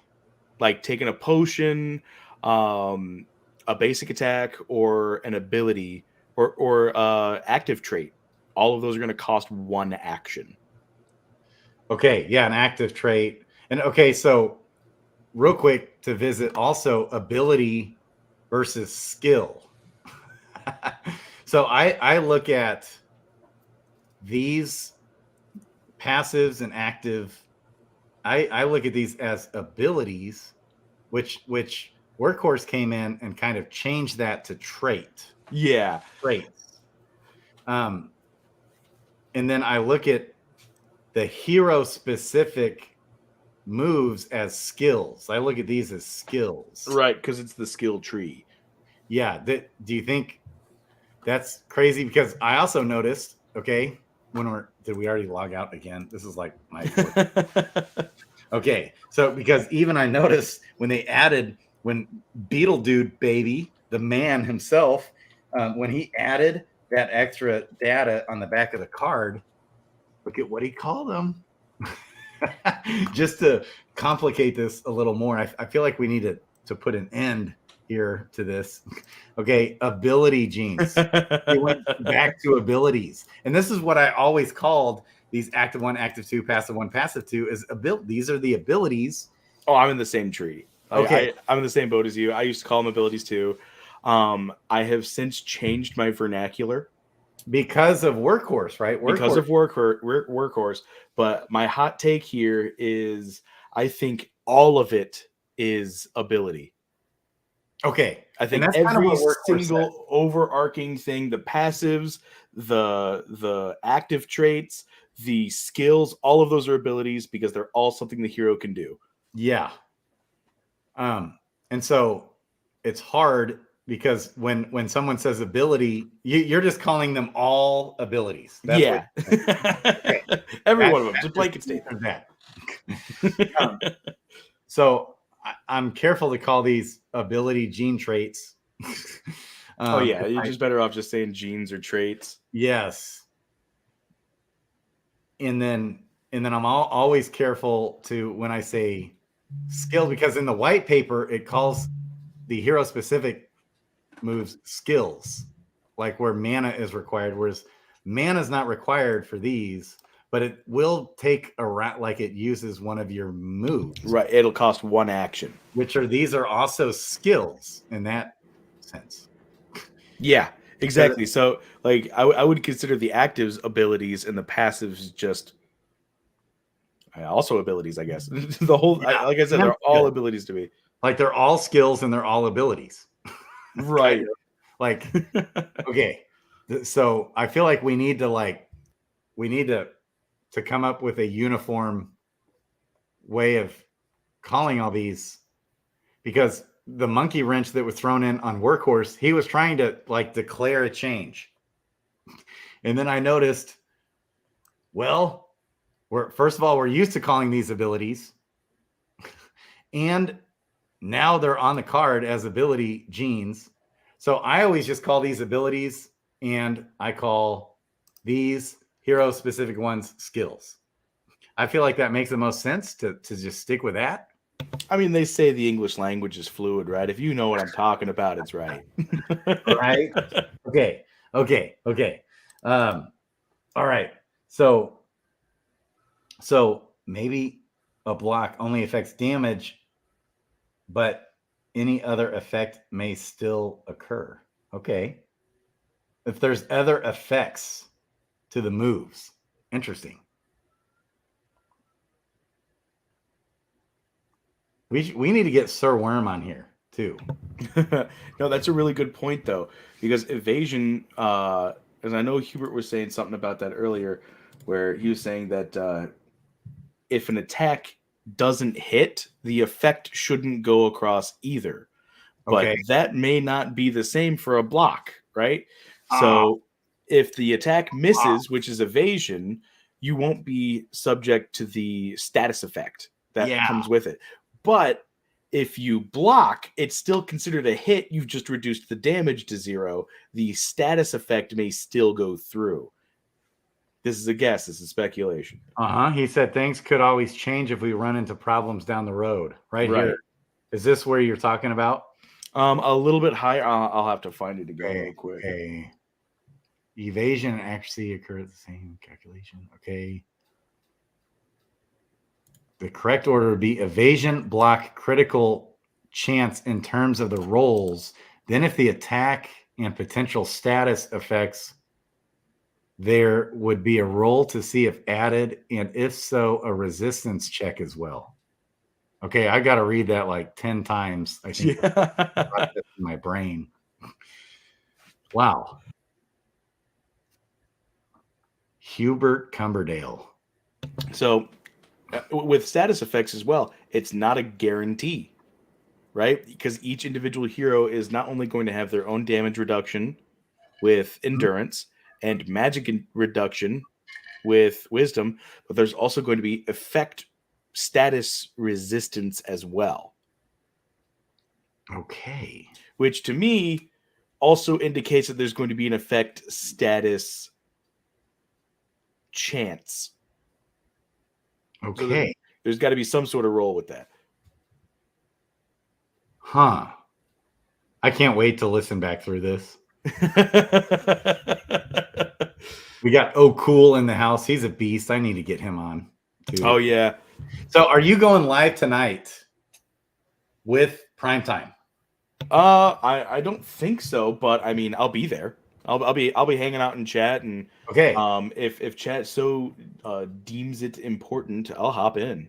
Okay, because Primetime just gave me a shout out and said he'd send me an invite to tonight's stream. I think he said 11:30. What was the time zone? It should be Eastern. Eastern. Okay. I think it's Pacific. Or Pacific? I think so. Oh, for prime time? I'm pretty sure he's on the East Coast. Man, where was that? Okay. East, okay. Yeah. East. Also, I think About Life podcast is maybe live, or maybe was live. Maybe we just, golly, it's so crazy. I am the absolute time warp. It's so unbelievable. But what do you guys think? Anything else? I'm just, wowie, I'm blown away by you. I think you're going to, I would love to help you start whatever you need to start. Your channel. I appreciate that a ton, actually. I really could use some help too. Yes. I'll help you promote your channel. I'll help you grow that thing, because it is a biatch to grow a YouTube channel. And just ask About Life podcast, who goes live like every day. And it's just, he's just working his tail off to get views and gain, and I'm sure, Rock, you've experienced it. It's just hard to get going. I think we have a very tight knit community, but it's very small right now. And so it's easy to get 500 subscribers, not too long, because the community is all going to join up. The problem not the problem, but what we need to wait on and have patience with is the larger amount of subscribers is just going to need to wait until DeFi Kingdoms in general gets a bigger audience. Yeah, for sure. I mean, that's what we're doing. We're putting in our time. We're grinding. The reason why, part of the reason why we do it for love of the game, the ecosystem, and just to be a blessing is, really at my foundation. But also, we know that if we grind through the bear market like BitBoy did, he started from nothing. Okay. And then you look at what he did in a short period of time. When the bull run came, he was ready. He was rocking. He was doing his thing. So let me encourage you, wowie, that I see a bright future with you, just like I do with Rock, Boxside Chats, About Life podcast. All these guys. Oh yeah, they're all great. It's the Brown Gent, man, it's just crushing it. And we got Inner Grove, those guys. We're just so blessed. And there's several more. Sorry if I didn't mention you. It's like on and on and on. So I love it. Keep up the grind. And so Primetime, were you trying to say, okay, you're working on ABS now for guest star. What does that mean? Well, he's working on OBS to allow someone to come in like what we're doing right now. Oh, yes, the streaming software that I use is OBS. Okay. And I think it was the Brown Gent mentioned that it was OBS wasn't as user. There is a reason why we all went to StreamYard and not OBS. But StreamYard does have a free version if you need to, Primetime, or at least at the beginning. And so StreamYard is easy peasy. So any developer out there, here's the key to success. This is why most developers need a business guy, and they need to go hand in hand.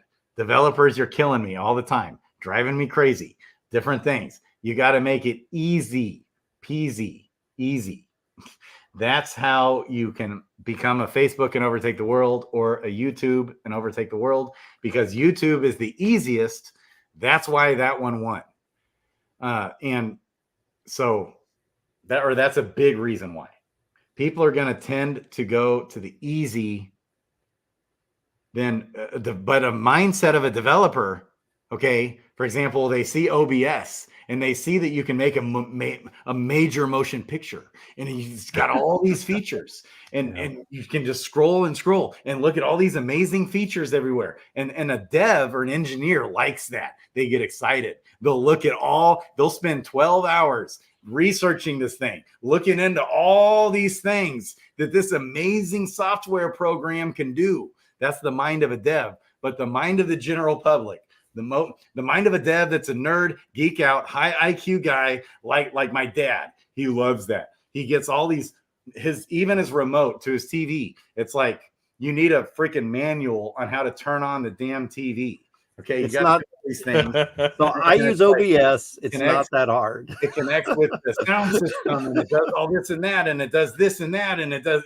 Okay, and my dad thinks it's so cool. But I can't go and watch the damn TV, and neither can any of my kids or anyone. And it's like we have to learn it 3 times, because whereas something like Roku TV built in, you turn it on, boom, it works. Netflix, boom, it just works, and it's easy. OBS is very, very powerful. It can be used for a lot of things, but you do not need an engineering degree to use it. Okay. So I actually tried to use it, but my problem was my YouTube, like Crypto Grady, is buried under like other YouTube channels, and it just won't access it, whereas StreamYard would. It was. I don't know how long ago you were trying to use it, but these days OBS, they have a link in there that you just need to click the link, and it connects to your YouTube right away. Yes. Yeah. Okay. Yeah. But I did that. I tried and it didn't work for me because it went to Grady Gamble. And I used to have another YouTube channel called, I've got different YouTube channels out there that I was going to do. And then. So do I, but it was easy for me in OBS to get the right one. I even had Eric trying to help me, and he couldn't figure it out either. So you can't like hit up customer support with them because it's just free, right? It's free. Yeah, it's free. And I probably spent like 6 hours trying to. There's a massive community out there. In fact, there's tons of YouTube videos and channels that even teach people how to set up OBS.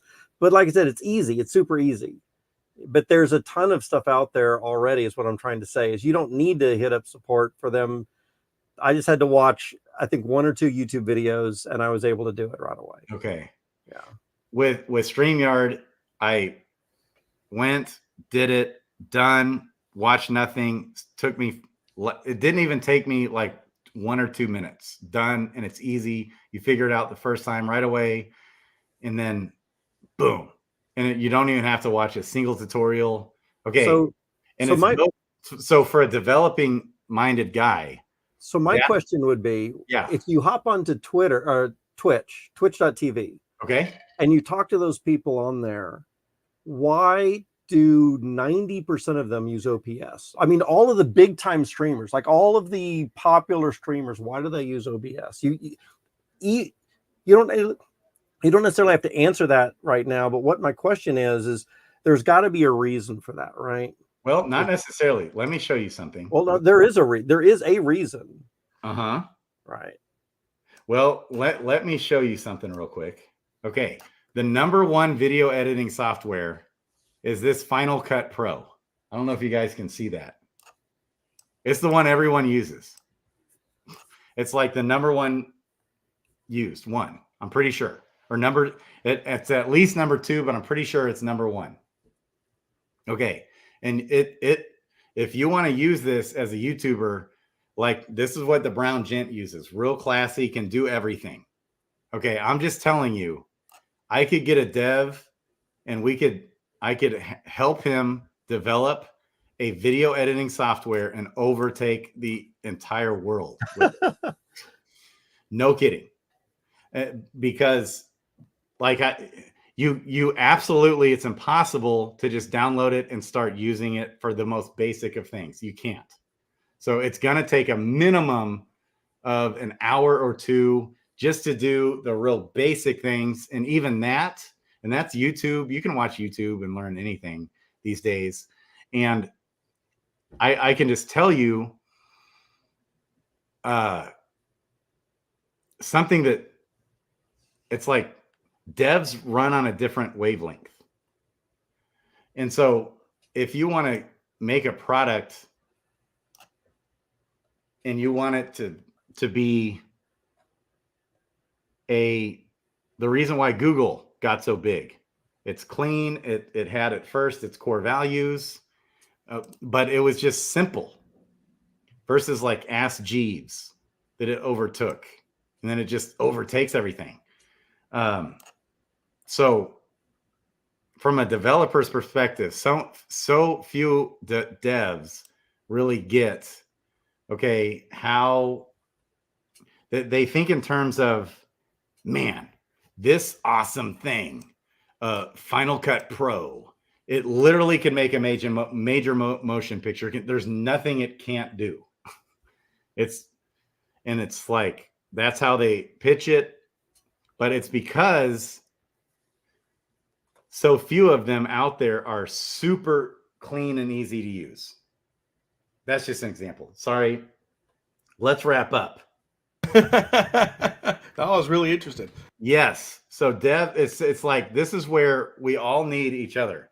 So we need strengths. And weaknesses. So first of all, we have to recognize our own weaknesses. And that takes a lot of people a long time. It took me a long time to just own it. And it's cool. When you have a weakness, you just own it. You don't have to get defensive about it. Okay. I suck at a lot of things, like bad. Okay. And then recognize, what are my strengths? What am I great at doing? And what do I love to do? Okay.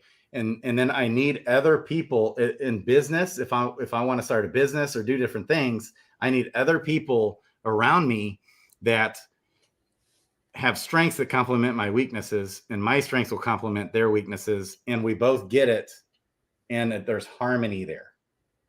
That's the hardest thing of running a business. So you have Walt Disney was able to do this with his integrator guy, who is your systems and processes engineering minded type guy, who is the bus leaves at 8 a.m. on the dot. Everyone get here on time. Bus leaves, or he's on the ship saying row, causing the whole business to row in sync, right? And then systems and processes were created with both of them together, but primarily by Walt Disney. Okay. And this is the same with McDonald's. The famous guy from McDonald's, you don't know the actual guy that made McDonald's work. But it was those harmony of those two things that came in together and worked together. And the reason why it just doesn't happen very often in the world, and that most things suck, everything everywhere always sucks until you find something that's awesome. And it's like, oh, I love this. And then I'll be like the biggest promoter of whatever that is. It could be anything, whatever, a good car or a good, but to actually make that work is so hard. And so when you look at a Facebook or you look at a YouTube, okay, YouTube, they made it so easy. Okay, then you go look at it. If you guys remember Theta coin, do you guys know that coin? Theta coin. Sounds familiar. It had all the momentum. It had all the hype. It had all the YouTube influencers trying to get onto there. I tried to get on and just use the damn thing. It's another YouTube. It's a YouTube alternative. Okay. It's just not easy. It's not user friendly. Simple. Like, be super simple, sleek, and clean. And make it easy for because what's happening is, if you're trying to start a business, okay, let's say like Fight Club, okay, you have not too many people in the world have the type of resilience that Konex has with Fight Club.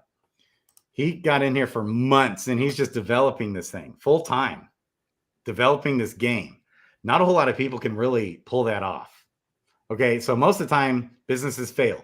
They don't make it. Now, sometimes people are resilient. They have the right help, and luck comes or it's a mix of all those different things, and it can work. Where it can really, really, really work, really, really, really work is if you have the right combination of people where they recognize their own strengths and weaknesses, okay, and they work in harmony, where you have a guy like a Walt Disney who can be the charismatic leader, promoter of the thing, but also he's the visionary who kind of like has this vision in his mind and has a way of doing things and going about things his own way. Okay. And then it's the implementer guys where he will fail on his own. And that was me. I can wear all the hats. I can be detailed oriented. I can be a secretary. I can be all of it. Okay. But I don't have the lasting, I'm a quick start. Okay. But I was able to start my insurance company because I could wear all the hats. I could be real detailed. You got to be real detailed in that field as well, and crank out all kinds of stuff. And I was able to create systems and processes over time. I mean, this took a long time to learn, to duplicate myself essentially, and then have other people essentially running the thing for me. And man, I learned everything the hard way. If you can do that in such a way where right from the get-go, you do it right from the beginning, I wouldn't have had to go through 10 years of hell first to get there. That was probably too much. It's funny you say that. I'm actually in the process of like trying to start my own business and everything like that.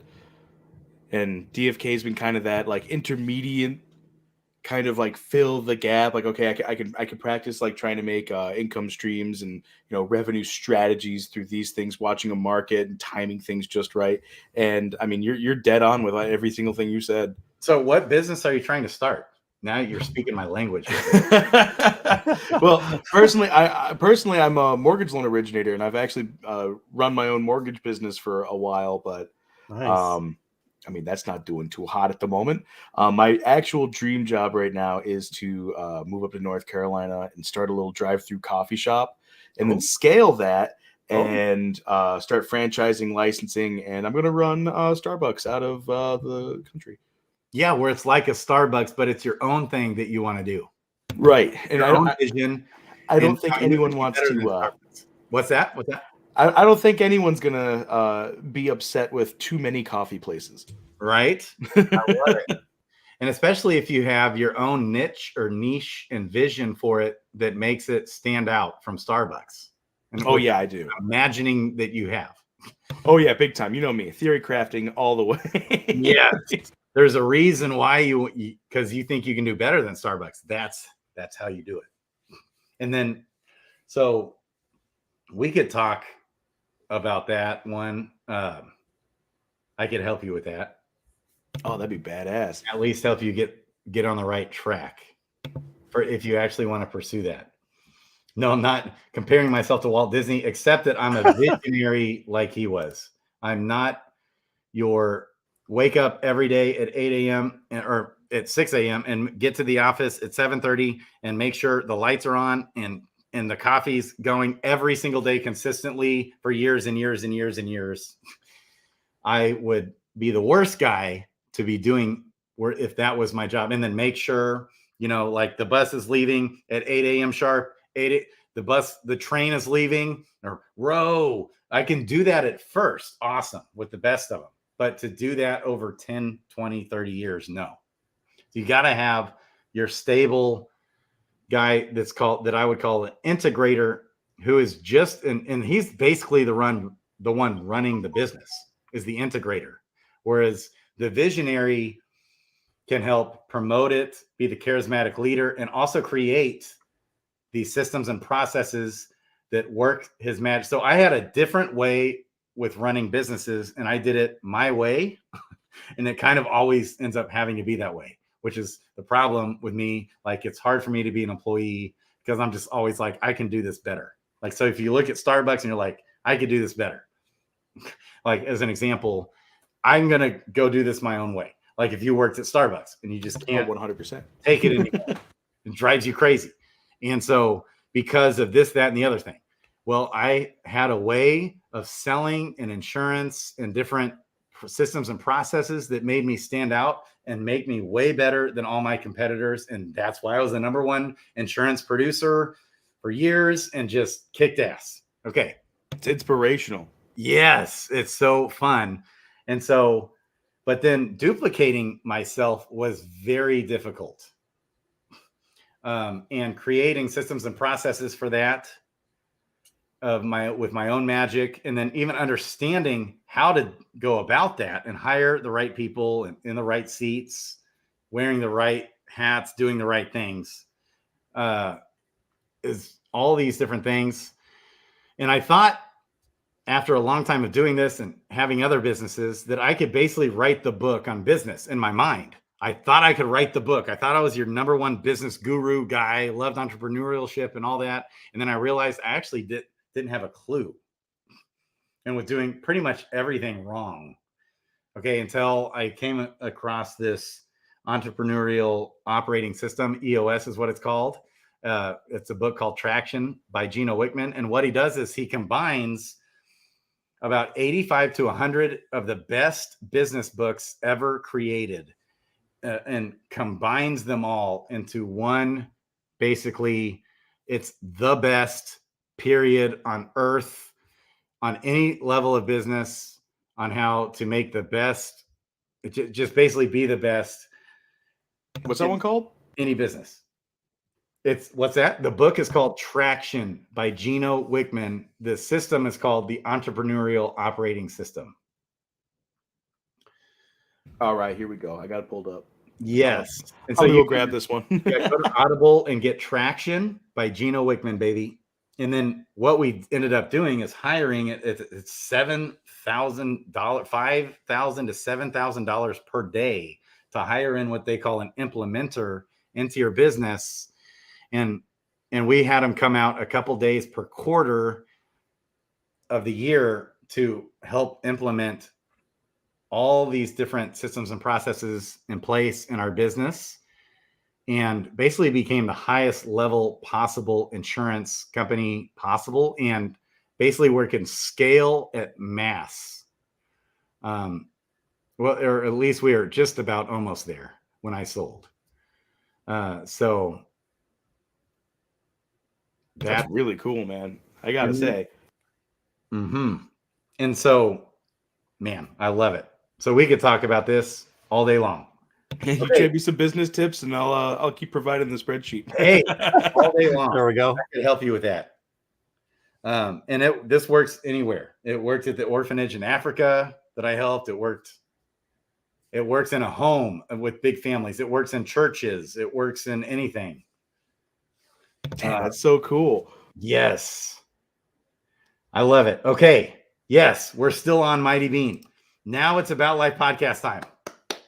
Woohoo! And then later is prime time, baby. Yes. Okay, in prime time, I'll send you a link. I think there's a referral thing I can send you. He should be doing a giveaway that as well. I believe for the first week of going live, we were doing a giveaway every night. Oh, nice. The first 2 nights, I think, were a pet egg. Okay. Nice. Awesome. Yeah. About Life podcast 4 minutes ago. Just went live. I'm gonna listen in. And then hopefully, Wowie, if you can come on tonight, that'll be fun. On primetime. And on primetime, I'll send you a StreamYard referral thing if I've got one.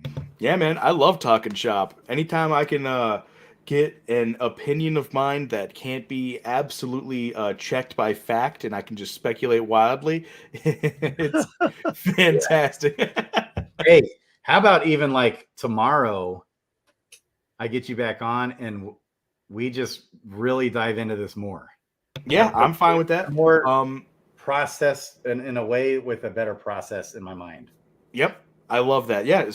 Line up some questions for me and I'll go through it like crazy. Okay. And we're going to go over and promote your sheet and your upcoming YouTube channel. Nice. All right, cool. Yes. And Rock, of course, you're always welcome anytime. Thank you very much. I love you, man. Love you too, man. Love you so much. I love you. Grady. We already claimed him. That's all right. We just got to be done by 9. I know. Is there a football game on tonight? Is the last game on, or was last night the last game? NFL. On the Vikings one, so I stopped paying attention. I love it, man. Okay. We got Wowie and Rock 808 and Crypto Grady out. Love you guys. Out. Yes. See you tomorrow.